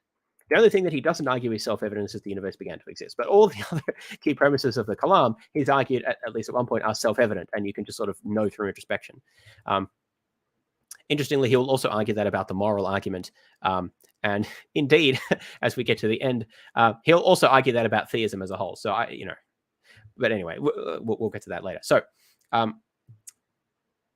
first of all, the overwhelming majority of philosophers are not adherents of substance dualism. So that already calls into question really just how obvious it is that we are the immaterial center of our conscious volition and so forth. Of course, just because most philosophers don't think something doesn't mean that it's not true. But here I'm not even talking about the fact that they not persuaded by the arguments. I'm just saying that most philosophers just don't seem to have this introspective intuition. And so I'm just not sure how. I think that should at least give us pause as to how widespread this is. Craig just asserts that it's super obvious and widespread, but is it really? Like, what's his evidence for that? Now, let's look at his argument in more detail. It's not really clear how Craig thinks he's able to tell all of these things. How does he know that he is the owner of his experiences and not identical to a bundle of mental experiences? What aspect of his experience enables him to distinguish between the one case where he is the owner of his experiences, and the other case where he is simply a bundle of those experiences. What allows him to distinguish between those cases? What property of his experiences enables that identification? He doesn't say, he just says it is obvious. What aspect of his experience now allows him to determine that he is an immaterial center of consciousness? What is the immaterial component of our experience? I'm not quite sure what that's supposed to be. Of course, there are people who've argued about qualia and things, right? But I'm just saying what Craig's argued here, he doesn't say, he just sort of says that he can tell by introspecting, but he doesn't say how, what part of his experience allows him to determine that. What part of his experience allows him to know that he uses his body as an instrument as opposed to being his body? How does he know that? How can he tell the difference between the case in which he uses his body as an instrument, as an immaterial substance, and the other case in which he actually is his body, in some sense at least? He doesn't say. What aspect of his experience allows Craig to tell that he is an enduring self who exists as the same possessor of all of his experiences throughout time, as opposed to, say, some bundle of experiences which has psychological continuity with itself? I mean, if Craig lost his memory due to brain damage, which has happened before, he would no longer have this sense, right? And so I think that, I mean, that's even a possible defeater there. But even just absent that consideration, Craig just doesn't explain what aspect of experience allows him to determine this. He just says it. So how seriously should we really take his assertions that this is just so self-evident? I don't really think they should be granted much weight at all. He doesn't even try to explain how he determines these or what aspect of his experience allows him to make this determination. So it's widely recognized that sensations like pain or seeing a color are self-evident, in that if you experience a pain or see a color, that's self-evident. I mean, you may mistakenly name the color, or you may mistakenly identify the source of the pain, like phantom limb syndrome. But the idea is you can't be mistaken that you have a pain of some sort, at least, or that you are experiencing some kind of color percept, right? Those are supposed to be at least fairly uncontroversial examples of things that are self-evident, and I would agree with that. It's not clear how Craig can infer from things like that the origin or nature of such experiences, and that's the problem here. You might say it's self-evident that you're having some type of experience, but Craig wants to say that further that it's self-evident that actually that experience is possessed in some sense by an immaterial substance that uses the body as an instrument. How do you get to that, Craig? How do you get from the experience itself to the underlying nature of and causes of that experience? This is the fundamental problem with all of Craig's appeals to experience, is that somehow his experiences get to the fundamental reality of things underlying and behind them, even though he never explains how this is possible. Instead, all Craig attempts to do is shift the burden of proof onto those who doubt the truth of substance dualism, even though it's Craig who is making the claim about the nature of the mind, and therefore he bears the burden of proof. If he is to say that the plausibility of God as a creator is increased in virtue of the fact that we are familiar with immaterial minds, namely our own minds, he has to show that our own minds are actually immaterial. It's not enough just to say, oh, our minds are immaterial, bro. And then when someone says, but are they though? Like, why think that? To respond, well, prove that they're not. Like, if that's all you've got, then you don't actually have an argument, or at least you're not giving one. Now, furthermore, even if we agree that people are tricked into thinking that they are directly aware of being immaterial minds, and I don't think that most people are aware of that. Some people think that they're aware of that, but I think that that's a conclusion, not something they're directly aware of. But even if we think that they are, all you need to do is point to a myriad of other ways in which our introspective sense of the world is misleading. It's not like it's hard to explain how we could be so tricked. Craig thinks it's some kind of gotcha, it seems, but it's like trivially easy to explain how that misperception could occur. For example, we experience time as flowing. We even talk about that in language, even though Craig himself agrees time doesn't literally flow. And see the a discussion of the nature of time when we discuss that in more detail. We experience the Earth as flat when it's not, right? We experience the sun as rising and setting when actually the Earth rotates. And indeed, people ridiculed the idea for centuries that the Earth rotates, as contrary to our experience of the Earth being stationary. We experience physical objects as solid and impenetrable, whereas in fact they are comprised of fluctuating fields and are mostly empty space. We experience movies as continuous motion when actually they're static images interspersed with darkness for about half of the time. At least if you view it at a cinema, it's different if you're watching on pixels. But so in many ways, our experiences are just completely misleading about the underlying nature of things. And given that, I'm not really sure why Craig thinks that it's appropriate to just put so much trust in his conscious experiences and the philosophical implications that he draws from them. And nor is it some kind of mystery as to how someone who is skeptical about substance dualism can give an account as to why people are tricked into thinking that they are material minds. Well, they're tricked in the same way they're tricked into all sorts of these other things that we're misled about the underlying nature of things. Maybe in brain damage, part of your immaterial mind goes to heaven. Yeah, well, I'm wanting to do more on substance dualism in the near future because it seems to be having a bit of a resurgence in the apologetic space and in at least some branches of philosophy. And I think that it's just such a ridiculous view that it needs to be discussed in more detail. But anyway, so I've scrolled too far. So apart from saying that substance dualism is intuitively obvious, which is Craig's favorite argument for everything, the second argument that he gives is that in favor of substance dualism is that as humans, we experience an irreducible first-person vantage point through which we see the world, and that's just inconsistent with a physical view of the universe. So, quote, according to physicalism, there are no irreducible privileged first-person perspectives. Everything can be exhaustively described in an object language. Objective might help there. In an objective language from a third-person perspective. What he means by objective language there, by the way, is in terms of objects rather than as subjects. So as a subject, as someone who experiences and like acts, objects is just talking about things. You as a subject talk about something as an object. You view it as an object. But no amount of third-person descriptions can capture Tom's own subjective first-person acquaintance of his own self in acts of self-awareness, end quote. Now, the major problem with this argument is that it misstates the position of physicalism. All the physicalists must hold is that the mind is no more than the product of the physical brain. Here we're talking about physicalism in the sense of the mind. So Craig thinks that this is inadequate because, in his words, quote, I refers to one's own substantial soul. It does not refer to any mental property or bundle of mental properties one is having, nor does it refer to anybody described from a third-person perspective, end quote. However, it's quite possible to hold that first-person experiences are just the product of a physical brain and also affirm that these experiences cannot be described in terms of third-person descriptions alone. But Craig here says that I refers to a substantial soul. Well, that's what Craig thinks, right? But that doesn't mean that the physicalist is going to accept that, obviously, right? The physicalist is going to think that it does refer to some mental property or bundle of properties, or maybe a time slice of mental properties, or a continuity of such properties, whatever exactly the physicalist is going to say. There's different views that are possible there. It's not enough for Craig just to assert his view and say, well, that's the view. He needs to explain why we have to accept that view and what's wrong with the physicalist accepting that view. The issue here is that the physicalist is not forced to accept the position that there are no irreducible privileged first-person perspectives. That's just false. So the general point here that Craig is appealing to is the knowledge argument. I don't know that he gives it that name, but this is the idea that if Mary is a scientist who knows everything about color and perception, but is colorblind, and if she goes outside one day and sees a red rose, does she learn something new? The argument is that under physicalism, she couldn't learn anything new because she already knows everything about the third-person objective, what Craig calls the object-level facts of the matter, and therefore she couldn't learn anything new. But intuitively, she would learn something new because she would perceive what it is like she would experience what it is like to perceive a red flower for the first time, or redness for the first time specifically, being colorblind, and therefore she would learn something new, and therefore there's something that is beyond the physical world. Effectively, that's how, because Mary knows all the physical facts, right? But she didn't know that one, so that has to be a non-physical fact of some sort. That doesn't get you to substance dualism, by the way. I think at most it gets you to property dualism, but that's a different point. Now, I think that this is a very weak argument against physicalism. Obviously, this is a longer discussion, but focusing on what Craig has said here, the thing is, all the physicalist has to say is that one avenue they could take, which I think is a more plausible one, is that, well, yeah, there are irreducible privileged first-person perspectives, but those first-person perspectives exist in virtue of physical states. So, in other words, to know what it is like to experience the color red, you have to be a certain sort of physical state.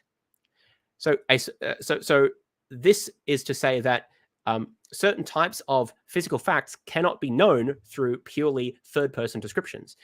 The distinction here is to say that there is no ontological gap between qualia, what we're talking about here, like first-person experiences, and the physical world, that qualia experiences are part of the physical world, but there is a knowledge gap, there is an epistemic gap, that you can't come to know such experiences purely by acquiring third-person descriptive knowledge.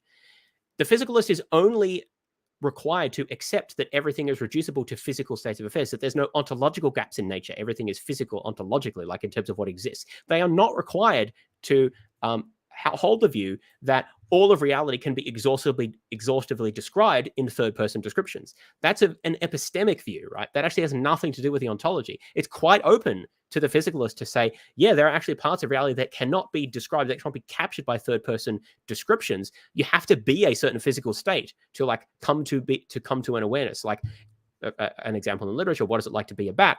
According to this view, you have to be a bat to know what it's like to be a bat. You might get approximations as a non-bat, but you could never really get the full picture unless you're a bat.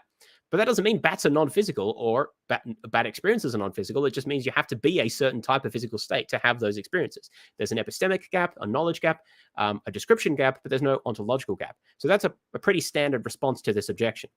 There's obviously counters, but we needn't get into that here. The point is that Craig just doesn't really discuss this, and therefore his presentation of the argument is not very persuasive. And he tries to hoist this additional view on the physicalists that they just don't have to accept. An interesting corollary to this, by the way, which I didn't appreciate when I wrote the book, is that how does God fit into this, right? So surely doesn't God know everything from a third-person object-level point of view? And if so, how does he know what it's like to experience things that he has not experienced? I did a little investigation of this. It seems that some theists actually don't think that God knows what it is like to have certain types of experiences. So does God know what it is like to sin, for example? Or you can imagine certain types of sins. Does God know what it is like to commit such a sin? Some theists say that he actually doesn't know those things. I think some say that he has such knowledge insofar as he was incarnated, although Jesus didn't do everything, right? So there will still be some experiences outside of that. I think others say that God does have that sort of knowledge, but if you do think that, then that's going to kind of undermine this point, right? Because then it seems that there is some kind of way of acquiring third-person knowledge of something without experiencing it yourself. And if that's true, well, then plausibly, I mean, I guess you could say, yeah, but that knowledge is non-physical. But then, well, how did God acquire it, right? There's going to be extra issues there, I guess is the point. But Craig doesn't discuss that, and I don't know exactly what his view about the extent of God's knowledge is. Maybe he's just going to say God doesn't have experiential knowledge. Of course, if God doesn't have experiential knowledge, then how can he really understand sin, right? And understand suffering. So I think that there's a big issue there. But if he does have the knowledge, then how did he acquire it? It seems like, according to the dualists, it can't just be through this sort of descriptive knowledge. I mean, the idea, of course, is not that God acquires knowledge, he just sort of always had it, but maybe acquires isn't the right word. Like it's more, how could he have the knowledge? It's just like Mary can't have the knowledge of what it's like to experience red purely by being aware of third-person object level knowledge. Likewise, it seems that God couldn't have perspectival first-person perspectival knowledge unless he'd had that experience. That's supposed to be what the claim is. I guess you could just special plead and say, well, he just can have that knowledge without having the experience, and that's just how it works. I don't know that that's going to be very satisfactory, though. But anyway, that gets us a bit far afield here. That's a bit of a footnote that I think is interesting here about how God's relationship to experiential knowledge works. From what I understand, it really hasn't been discussed very much in the literature. I only found a few papers on this. But anyways, I think I've already discussed this, so let's just move forward. So a third argument that Craig gives in favor of substance dualism is that physicalism and other alternatives imply determinism, which Craig thinks is self-refuting. I don't even really want to cover this point because it's so dumb, but I should probably discuss it anyway because it is kind of here. So Craig says that in order for rational agents to exist and rationally endorse any proposition, there have to be three criteria. So first, humans must have certain mental features that are true. They must be able to have intentionality, so having thoughts that are about something. They must have an awareness of things that they claim to know and the contents of their mind, so that's intentionality. Second, they have to be able to rationally think through a chain of reasoning that makes inferential connections in the chain. Where's third? Oh, finally, thirdly, rationality presupposes the agent view of self and genuine libertarian freedom of will. There are rational oughts. That is given certain evidence one ought to believe certain things, but ought implies can, and if one ought to believe something, then we must have the ability to believe it or to not believe it. End quote. So just rereading this, I'm just amazed by how dumb these sorts of arguments are. Basically, just because they ignore huge swaths of philosophy without even sort of pretending to take them seriously or to address them. But anyways, so Craig thinks that under physical determinism, all of these criteria are violated, and so the proposition of determinism is self-refuting. I don't actually think that means it's self-refuting. It just means that you can't rationally hold it. It doesn't mean that it's false, right? So I don't even think that's a good argument, even if you accept these, even if you accept what Craig says here. There's a difference between something being impossible to rationally believe and it being impossible for that thing to be true. Like maybe it's impossible for you to rationally believe that you are always irrational. Maybe that's a contradiction, right? But like you could be always irrational. So I don't know what the problem is supposed to be here. Maybe it's impossible to rationally believe something, but is it false, right? That's a different question. But anyway, so the problem here is that most physicalists are going to embrace intentionality, and they are going to embrace free will. They're just going to have different accounts of it than Craig gives. So we don't have to accept Craig's view about what these things require just because he says that we have to. He needs to give arguments as to why we have to accept his accounts of intentionality and free will. I don't know, by the way, that he has any such accounts. He just kind of says libertarian substances can have intentionality and they can have free will. Like, that's the extent of his account, which is pretty pathetic in my opinion. Why can't the physicalists just say the same thing about like a brain? But anyways, the point here is that Craig has to show that the physicalist understandings of intentionality and free will are faulty or unsatisfactory. But he doesn't even attempt to do that. That's why I say it's just so pathetic, because he doesn't even try to show that physicalists can't account for intentionality or free will. Actually, we'll get back to intentionality later in the last chapter where he mentions this a bit more in another context. But when he's discussing substance dualism, he doesn't really discuss this. It's like that physicalists have sort of never even thought to address this. I'm not saying he has to address every single argument that's ever been given, of course, but at least pretending, at least pretend to address some of the arguments. Like, come on, it's just ridiculous to just throw this out and leave it at that. Okay. I'm surprised I didn't say more here, actually. So, because I have some more comments to make about this quote here. Particularly this idea that one has to rationally think through a chain of reasoning. So I don't know why that has to be true. I mean, it depends on your view about how knowledge is justified, right? But at least under certain views, you can form beliefs that don't require any inference. These are non-inferential beliefs. It depends what you think by thinking through. It depends what you think counts as a chain of inference. For example, when I go outside and see a car or a tree, I don't infer that that's a car or a tree. I just kind of form that belief, right? Now, there are processes happening there in my brain, right? There is processing going on in the neural networks and so forth. So in a sense, that's inferential. But many philosophers would say that that's a non-inferential belief, that you form it on the basis of perceptual evidence and you don't make any inferences. Certainly, there's no explicit inference. You don't consciously go through steps of reasoning to form that belief. And even someone like me would agree with that. There's no conscious step-by-step inference. There's processing happening, but that's not inference in the kind of logical way. And the way that Craig seems to be saying here, right, talking about inferential connections, seeing the connections, working through step by step. I mean, none of that happens when I just form beliefs about material objects being there, or when someone just tells me something and I don't have any reason to doubt it. Like, I asked what they had for breakfast this morning, and they said that they had leftover pizza. I mean, I don't reason, oh, well, this many times they've said true things and like this is how plausible it is, and so therefore I'm going to form the belief. No, I just sort of accept that, right? I don't think that that's inferentially formed. So I think a lot of our beliefs are non-inferential, at least in this weak sense that you don't consciously think through the steps. So I'm not really even sure why we should accept this as a requirement on rationality. Perhaps here he's saying that many of our beliefs aren't like this, but at least some of them are like this. But I don't think that can be true, because he's saying rational agents require this. And I think you could be a rational agent that rationally holds a lot of beliefs, but maybe lacks this sort of meta-awareness. Like, I don't know that small children, I mean, it's definitely true that very young children, don't know what age exactly, but very young children can't form inferential steps in the way that we can explicitly can. Maybe implicitly there's sort of something going on there. But if we think of it as explicit, like logical reasoning, they can't do that, but they can still form rational beliefs, presumably, like animals as well. So again, there's moves for Craig to make here, but he's so brief and terse in his remarks. It's just not really clear what's required and what counts as rational, and like what his views about the justification of beliefs are and what's required. So I just think it's not really going to work. Either he's going to rule out types of beliefs or agents who form beliefs that don't have this capability.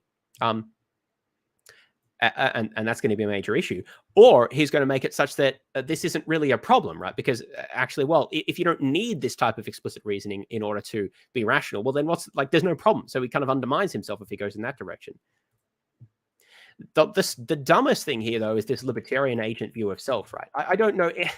So there is a view called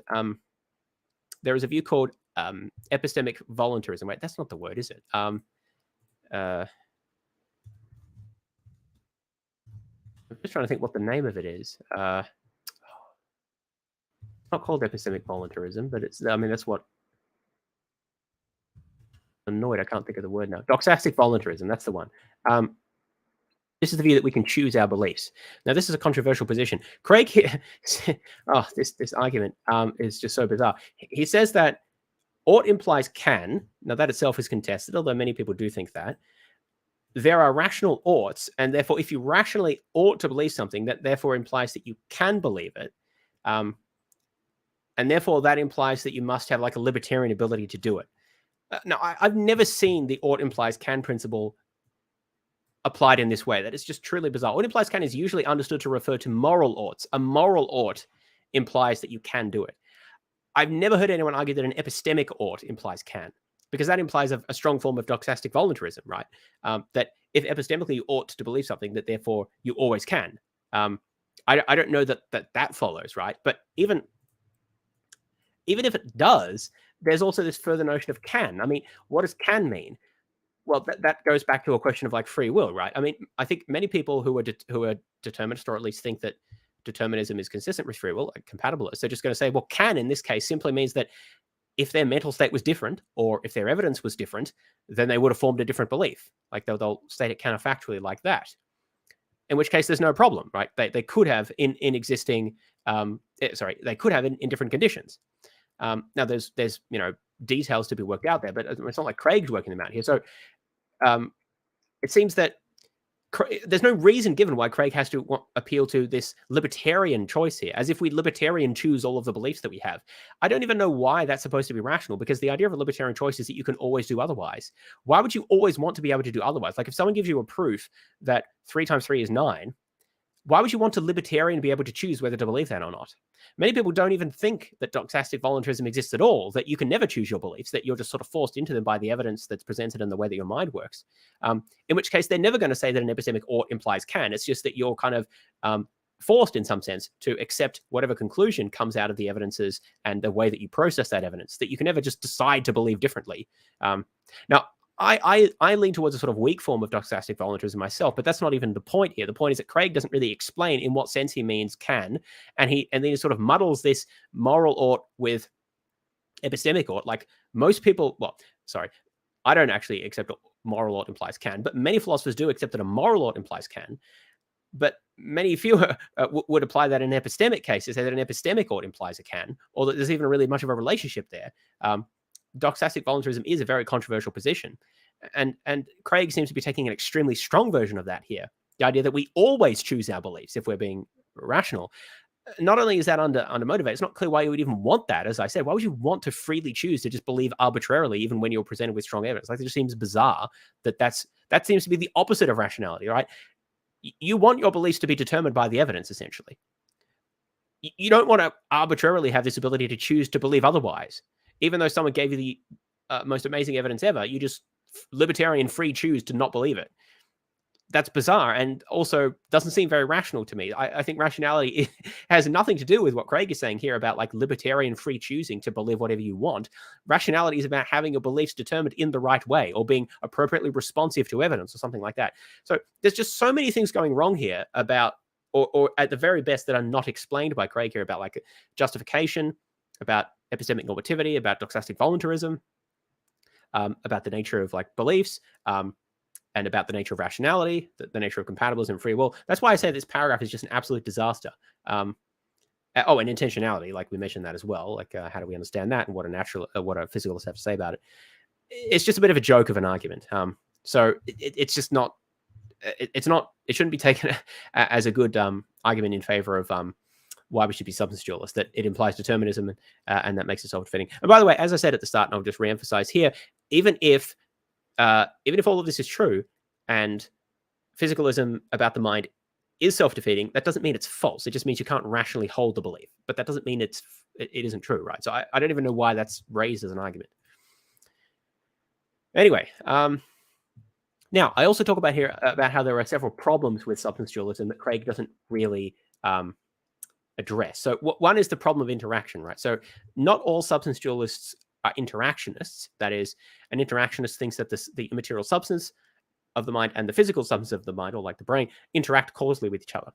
I'm pretty sure Craig has this view, but not all substance dualists have this view. But for those who do have this view, the problem arises as to, well, how does that interaction work? How can we square that with what we understand in science and other principles as well? Craig basically just avoids this question by arguing that we know that the interaction occurs, but we don't need to know how it occurs. He also says that the mind is likely to interact directly with the brain, so there's no intervening mechanism. There's no mechanism there. There's no process. It sort of just happens. Now, neither of that really can be reconciled with any aspect of current scientific knowledge. I mean, the function of the brain is known to be the result of the electrochemical impulses of billions of neurons uh, that are specialized for transmitting electrochemical signals. If the immaterial mind interacts with the brain, it must do so by affecting neurons. How does it affect neurons? Does it change the electrical charge or introduce a new chemical species into the system, thereby violating conservation of energy and charge in a significant way in order to significantly change and systematically change the patterns of activity in the brain? That would be detectable. This raises the question as to why there's no evidence of that interaction ever happening despite over a century of developments in neuroscience. Why is it that there is such a close connection between physical manipulations of the brain and manipulations of mental activity? So electrical and magnetic stimulation of certain brain regions is known to cause subjects to report sights, sounds, tastes, and smells, as well as perform motor actions.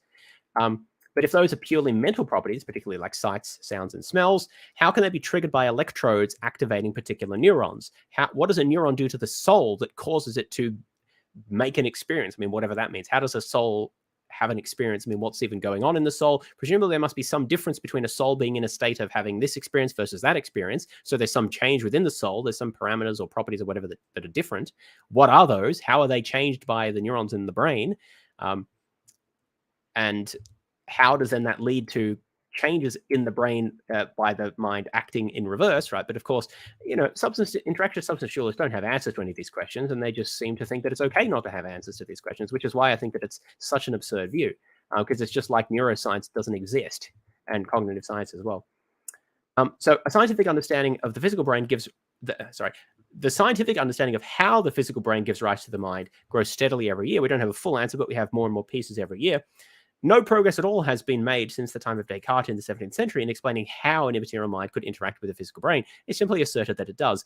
Substance dualists have gotten somewhat more elaborate in defending why we should think that it does, but they haven't gotten any better, at least not from what I've seen, and I haven't looked, by the way. They haven't gotten any better in explaining how it possibly could. Actually, probably the best example is some appeals to quantum mechanics, but most of those are not, in my view, actually truly substance dualists. They're something a bit different. So I think that's a very strong argument against substance dualism. And if it is a strong argument against substance dualism, it undermines the idea that we have all of these examples of non-physical minds. And if we don't have any examples of non-physical minds, then it's going to be pretty implausible for Craig to just postulate one as the cause of the universe. Now, there's another problem with substance dualism called the problem of many minds. If the mind is separate and distinct from the body, how is it that there's one single immaterial mind that stays causally connected with one and only one brain? How does that work? What form of interaction keeps it bound to just one mind instead of having causal interactions with multiple brains? It's not really clear what answer can be given other than just to say, well, that's how it works, which, I mean, we've seen that's the classic answer at this point. Craig offers two responses to this problem. One, he argues that, quote, dualism allows for the possibility of many minds in one body, and since such a state actually occurs in the cases of demon possession, then the dualist allowance of this possibility is a virtue, not a vice, end quote. So basically he says, well, demons actually showed that that's possible. I'm not even going to, I mean, there's something I sort of mentioned here. I'm not even going to dignify that with a response. I'm just going to move on. Craig's second argument, it responds is to say that the soul and the mind might be intimately connected. Quote, if some version of substance dualism in the Aristotelian tradition is correct, then the soul, perhaps by using DNA molecules, is what makes the body and gives the body its nature. So your body is human because it is informed by a human soul, which sort of is involved in creating it. The soul provides the form or essence of the body. The body is dependent on the soul for its coming into being and not vice versa. End quote. Now, first of all, this view is at odds with modern scientific understandings regarding genetics and the causal pathways of human development, which fully account causally for how a human body comes into existence without needing to postulate any soul or without having any room for an immaterial soul in exercising causal effects beyond those that we can see in the process of development. If there were such causal influences, I think we would have detected them by now, unless you're willing to say overdetermination so that two things can be sufficient causes for an effect, but that's another issue to discuss. So there's just no place in the scientific understanding for this sort of intimate causal connection, in my view. There's also another problem here that if we're to say that there's an intimate connection between brain and body, if there's an intimate connection between mind and brain, rather, it's a bit unclear as to how we can understand an immaterial. Let me rephrase this. If, as Craig says here, there is an intimate interaction and connection between the brain and the body, between the brain and the mind, then how is it that you can have a fully immaterial mind? So this form of substance dualism, like kind of an Aristotelian form, would seem to say that they're kind of fused together. Like there's two substances, but they're kind of fused so that they can't really separate them. You can't have like the mind leave and go into another body or something like that. If that's true, then okay, maybe you're a substance dualist, but you don't think that there can be purely immaterial minds without a body. What you would have to say is that God is just a different type of immaterial mind that doesn't require a body, but then you're back to square one, right? So this form of substance dualism doesn't help Craig, because even if you think that humans have these sort of immaterial minds, those immaterial minds are ones that are kind of fused with bodies. God would be totally different to this. And so it doesn't really help you much at all. I mean, that's kind of a problem anyway, but it's an even more of a problem if you think that immaterial minds that we have are intrinsically bound up with bodies. God's would be one that isn't intrinsically bound up with the body, so it's already very different. And so that still undermines the plausibility. So basically, either it's demons or it undermines Craig's argument. And I mean, I think demons undermines Craig's argument as well. So I think either of these responses is very inadequate. Right, a third problem is the explanatory impotence of substance dualism, and I think this is the single biggest objection to substance dualism. It offers no explanatory value to anything. Materialist approaches to the mind, which study mental activity in terms of physical and chemical causes, utilizing signal response, information theoretic, and other scientific paradigms, have yielded immense insights about the structure and function of the mind and the brain. We now know a great deal about memory, encoding and retrieval, language acquisition and encoding. That's my field, by the way. Visual processing, motivation, attention, decision-making, and many more such fields. Of course, much remains to be learnt, but through these materialist-based paradigms, we can treat the mind and the brain as deterministic, or at least largely deterministic materialist systems. I mean, there's a lot of noise, but we can treat them as essentially deterministic. And this has been extremely productive and dramatically enhanced our understanding. Now, by contrast, there have been, to my knowledge, absolutely zero insights in like 400 years about how the brain and mind work, coming from a substance dualist perspective. It treats the mind as a mysterious black box, which just somehow indirectly and without any antecedent physical causes interacts with the brain, and vice versa. And therefore, substance dualist has absolutely no explanatory value to add in explaining anything about the mind or the brain or how anything aspect of cognition works. All they have to say to anything is that's just how it works and it just does, and that's all there is to it, which is a non-explanation. It contributes nothing to our understanding, not just scientific, but philosophical either. It doesn't enhance anything. It doesn't provide us with any explanations. It's just worthless. And so I think it should be completely rejected as a theory of mind, at least interactionist substance dualism. And therefore, having discussed the, just briefly going through the issues that we've discussed about substance dualism, we talked about the self-evidence point, which just, I think, went nowhere. It's just mere assertion. We talked about the idea that the physicalist about the mind is committed to the position that everything is, that all parts of reality can be expressed in third-person object-level language. We showed that that's actually not true, and that the physicalist is not committed to that at all. We talked about how Craig argued that physicalism implies determinism, which I went through all of the problems with that paragraph. But the thing is, even if you accept that claim, it doesn't actually prove that physicalism is wrong. At most, it proves that it's not rational to believe it, but that's actually not the same as being false. And then we talked about the problems of substance dualism, the problem of how it interacts with the brain, which has never been addressed satisfactorily, in my opinion. The problem of many minds, how it is that you have one mind and one brain that interact with each other and not many to one. And basically the only ways out of that were a form that undermines Craig's argument, and then demons, which also undermines his argument, in my opinion. And then we talk about the explanatory impotence of substance dualism. So in conclusion, I think Craig's arguments in favor of substance dualism are very weak, and there are very strong outstanding objections against substance dualism. And therefore, we have a strong reason to reject Craig's argument from analogy, from the fact that we have immaterial minds, so therefore that God has an immaterial mind. Or at the very least, our immaterial mind is so very different from God's immaterial mind because it's attached to a body. If you're an Aristotelian, it's kind of necessarily and intrinsically attached to a body. Also, it's limited in all sorts of ways that God's isn't. In other videos, I've also talked about how God's mental properties are so different from ours. Like we acquire knowledge through learning and processing and thinking, but God doesn't do that. God doesn't learn, unless you're an open theist, right? But Craig's not. So God doesn't learn anything. He doesn't need to think through things. He just sort of knows everything. God doesn't have wants or desires, because that would imply that there's some sort of lack. He already has everything that could ever be needed for him. God doesn't have fears. Whether God experiences emotions is a controversial one, but most of the things that make us who we are, that are relevant to describing our minds and characterizing them, aren't even relevant to God's mind anyway. So there's so many differences between our minds and God's mind, even if you think that we have immaterial minds, that there's already a massive problem. But as I've shown, there's not even a good reason to think that we have immaterial minds, so the problem gets even bigger for Craig. Now, of course, none of this shows that the immaterial mind couldn't have been the cause of the universe. That's not the argument. But just the argument is that Craig is postulating a fundamentally different and very substantially unique type of entity that's not otherwise known to exist. This means that we have no more reason to think that the cause of the universe is an immaterial mind than any other sort of timeless entity that is not known of. So we could basically just postulate anything that has the requisite properties, and that would be just as plausible as the God hypothesis, because Craig hasn't given us any reason to improve its plausibility. The only attempt with substance dualism, that doesn't even work on its own terms because we're so different to God, and Craig doesn't justify it very well anyway, so it doesn't work even then. Therefore, even if the first three premises of the extended Kalam are true, an immaterial mind is but one of the many epistemically possible causes of the universe, and there's no particularly strong reason, as we've seen, to prefer it over any of the others. So as an argument for the existence of a greater God, therefore, the Kalam is, in my view, an abject failure. Let's go through and briefly summarize the entirety of the Kalam then to just close out this first chapter.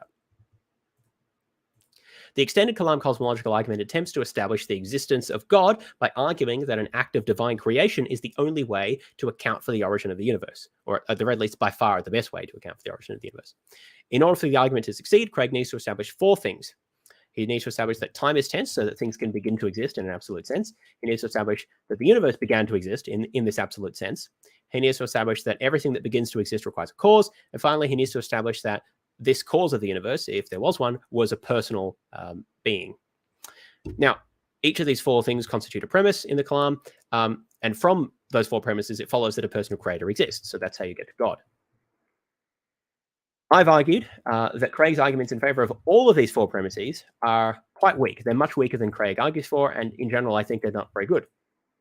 They face powerful objections. And most importantly, Craig faces serious problems with devising a position that allows him to simultaneously defend all four of these premises, because there's mutual inconsistencies between arguments that he gives in favor of one premise versus another premise. So Craig's arguments in favor of the tense theory of time force him to adopt a purely instrumentalist interpretation of general relativity, such that the theory doesn't actually tell us about the nature of metaphysical time. It also leads him to adopt presentism, according to which only the present exists, meaning the past and the future are not real. However, these positions undermine the arguments that Craig gives in defense of the premise that the universe began to exist. Craig's philosophical arguments for the impossibility of an infinite past conflict with his presentist position that the past doesn't exist, and therefore does not constitute an actual infinite. Past doesn't exist, it's not an actual infinite, and therefore you can't use the impossibility of an actual infinite to argue that the past can't have been infinite. His feeble attempts to explain why the non-existent past is somehow real without existing are, well, feeble, as we said, and I don't think that they really avoid the issue here.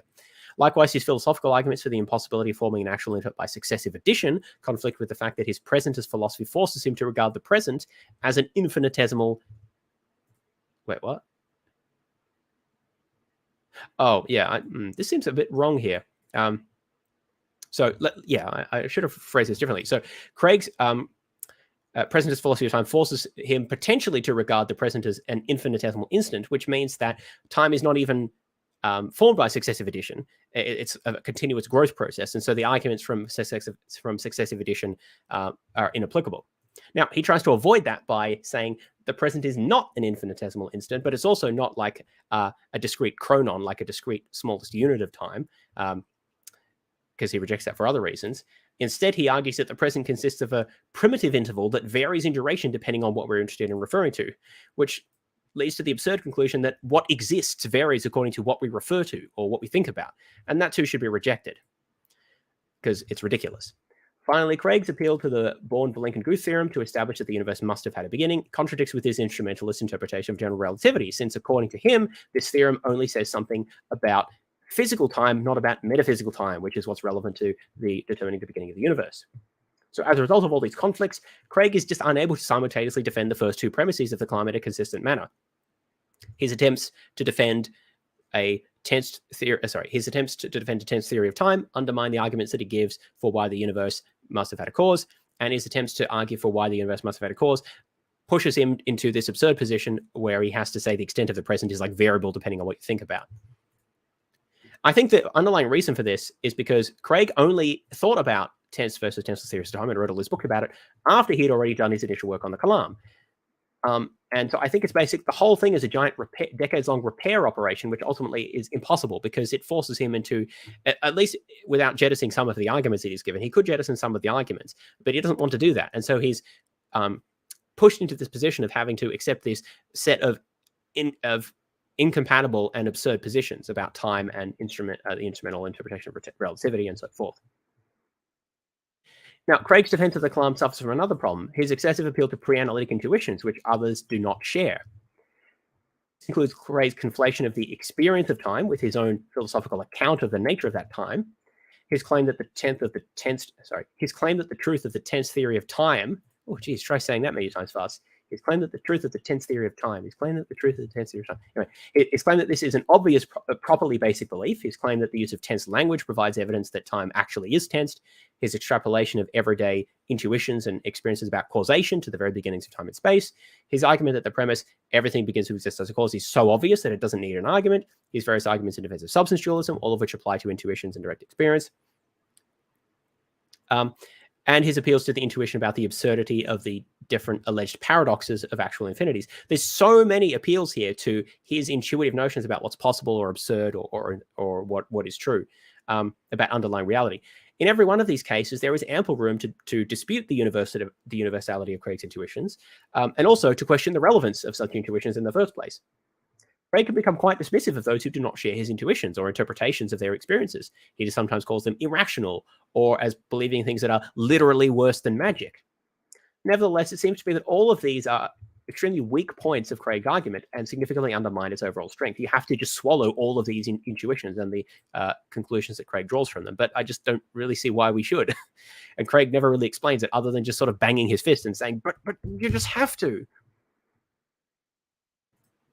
Now, I should say, it is nevertheless the case that Craig's first three premises are at least somewhat plausible, and many people have said this as well, that it could be the case that the universe began to exist and had a cause. Craig's arguments for that I don't think are very good, but it's at least possible that the universe began to exist. The real issue with the extended Kalam, however, is that you have to establish that the cause must be a personal being, and this is why I said that I think the fourth premise is in some sense the most important or the most interesting. Because that's what gets you to the God and not just to a cause of some form. In my view, however, this is also where the argument is the weakest, for Craig simply says very little about why that cause has to be personal. He just dismisses material causes on the grounds that we don't currently know of a timeless material cause that could fit all the requirements. But of course, there's no reason why we would expect to have such a theory, because we know that we don't have a quantum theory of gravity necessary to describe that far back in the universe's history. So of course we don't have a current physical theory that that describes it. And furthermore, it's not clear why a physical theory is needed, because Craig doesn't have a physical theory about the origin of the universe. He has a philosophical account. So why can't we also give a philosophical account that doesn't appeal to current physics, but at least is consistent with it? Some kind of primordial state that is outside of time, but nevertheless brings into being the Big Bang that then translates into the rest of the universe. And in fact, that there are current theories that are being developed and hypotheses being discussed, like Lincoln believes in one of these, for example. So it is consistent with current physics. It's just not derivable from current physics. You need to make additional assumptions. But it's more consistent with current physics than Craig's appeal to a timeless, immaterial agent. Craig's bold assertion that there are no other possible immaterial entities apart from abstract objects or immaterial minds also flies in the face of the fact that there just obviously are other candidates. I mentioned a number of them: Brahman, the Tao, information, just a few possibilities that one can appeal to. And Craig just doesn't address this at all. It's like he hasn't even tried to think of other possibilities about other potential causes of the universe.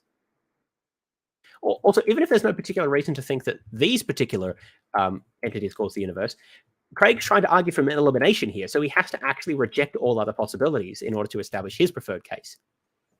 Craig's appeal to an immaterial mind also faces the difficulty of giving an account as to how a libertarian agent could cause the universe, when it seems that their exercising their causal powers is an event, which then would require a cause. We talked about how Craig attempts to get around this by saying, well, maybe that's not an event, but then what is it? Or it is an event, but it just sort of doesn't require a cause because reasons. He also floats the possibility that the beginning of the universe may have actually be the coming into being of a substance rather than an event. But then that opens up the move to simply say, oh, well, the universe isn't a substance. And so therefore, that opens up the move in saying that, the coming into being of the universe, let me rephrase that. If only the coming into being of substances requires causes, then all one has to say is that the beginning of the universe was not the coming into being of a substance and therefore didn't require a cause. So that route is also problematic for Craig. As I said, as I argued, Craig's responses to this problem were arbitrary and underdeveloped. Basically, again, more table thumping that, well, that's just how it works and you just have to accept that. But of course, if that's true, then why can't we simply say that, well, some other immaterial non-physical entity like the Tao or Brahman just caused the universe timelessly? We could just say that that's how it works. Or indeed, we could just say that, well, there was some sort of primordial atom that caused the universe, despite being outside of time, and that's just how it works because it just has those causal powers. It's not clear why Craig's "that's just how it works" is somehow better than the physicalists' "that's just how it works," or even the non-theists' "that's just how it works." Finally, Craig's appeal to an immaterial mind faces a dilemma. Either if he rejects substance dualism, then, well, there's no other cases of immaterial mind, so he is just inventing a whole new novel type of entity that just has all of the properties needed to allegedly solve his problem, and that's very ad hoc. Or on the other hand, if he wants to appeal to immaterial minds as things we already know about, and so it's therefore not ad hoc, he needs to give an argument as to why we should accept substance dualism, and he needs to respond to the various objections that I've raised to substance dualism. And he just doesn't even try to do that. He says almost nothing about, well, he tries very slightly, but he says very little about this and doesn't give satisfactory responses to most of the key issues here. In either case, his argument that the cause of the universe must be an immaterial mind is significantly weakened by those problems. Overall, in summary, therefore, I think that the extended Kalam cosmological argument is unsuccessful. Craig does not succeed in providing sufficient reason to think that all of his premises are true. Further, we have good reason to think that at the very least the first and the fourth premises are false. The first premise is that time is tensed. I think we have good reason from general relativity to think that time is not tensed. And the fourth premise is that if the universe had a cause, then that cause was an immaterial mind. I think that we have good reason to reject that because the notion of immaterial mind is extremely conjectural and inconsistent with everything, literally everything we actually know about minds and how they work. So I think that those two premises are false. As for premises 2 and 3, premise 2 being that the universe began to exist, and that premise 3 being if the universe began to exist, it had a cause, I think that those may be true. I think premise 2 probably is true. I would lean towards saying the universe did begin to exist. But I'm not as confident about that as Craig, and I don't think Craig's arguments for it are very good. And I would lean towards saying that premise 3 may be true. I honestly, it depends on the day you ask me. I've said before that I think it's probably false. Now I'm not sure. I think it really depends on the nature of causation and what you think about the status of causation in the sort of theoretical unified grand field theory and how causation relates to that. And that I think is going to affect whether you think that the universe was caused or not, or whether it was some kind of process that's outside of the nature of causation. But anyway, so I'm undecided about that. But I don't think the universe needs a cause. It may or may not have had one. I don't think one is sort of needed. So I guess in that sense, I might say I would reject premise 3. But I'm open to it having a cause. So therefore, we should not accept the conclusion of the Kalam cosmological argument, or the extended version of the Kalam, that God exists, because, as I've argued, I think premises 1 and 4 are false, but at the very least, Craig has failed to establish the plausible truth of all of his premises. Fundamentally, the problem arises from how complex the argument is. Craig has to appeal to so many distinct philosophical positions in order to establish the plausibility of all of the things that he needs, and the argument just collapses under its own complexity. He just can't have everything he wants to get the argument going. All right, and that brings us to, why is this should be on a new page. This brings us to the end of chapter 2 and a conclusion to the discussion of the Kalam cosmological argument. So you might say, well, the book has 7 chapters actually, and you've only discussed one of them. Well, as I said, the second chapter is by far the longest, and it encompasses, I think, about a third of the book, including the notes at the end, and so it's far more than like 1/7 of the material. So in the next video, we'll be looking at chapter 3, the fine-tuning argument. I think we should be able to get through that in a single video. There's then the moral argument, which also should, I think, be one video. The Christological argument, which is a discussion about the evidence for the resurrection of Jesus, probably will take 2 videos. We'll see how that goes. And then probably one video after that to cover remaining arguments and sort of conclusions and finishing up. So now what does that amount to? 4 or 5 more videos? I think that's 5. So anyway, stay tuned for those. I don't know when they will come. I will produce them when I have the time and inclination to do so. Hopefully you found this interesting.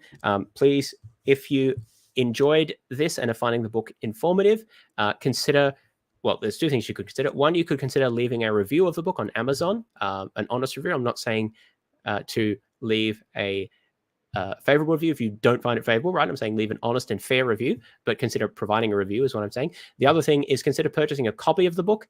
You can also do that from Amazon or other book retailers. There'll be a link to that in the notes. You can get a soft copy or a digital copy. There's no hard copies, unfortunately. Purchasing a copy helps me out. It helps to, in particular, it helps to increase the number of that I've sold, which will, I think, help me to publish future books. And so if nothing else, that's appreciated, but also gives you a reference for the future. So thanks very much for that. Hope you enjoyed. Talk to you next time. Take care.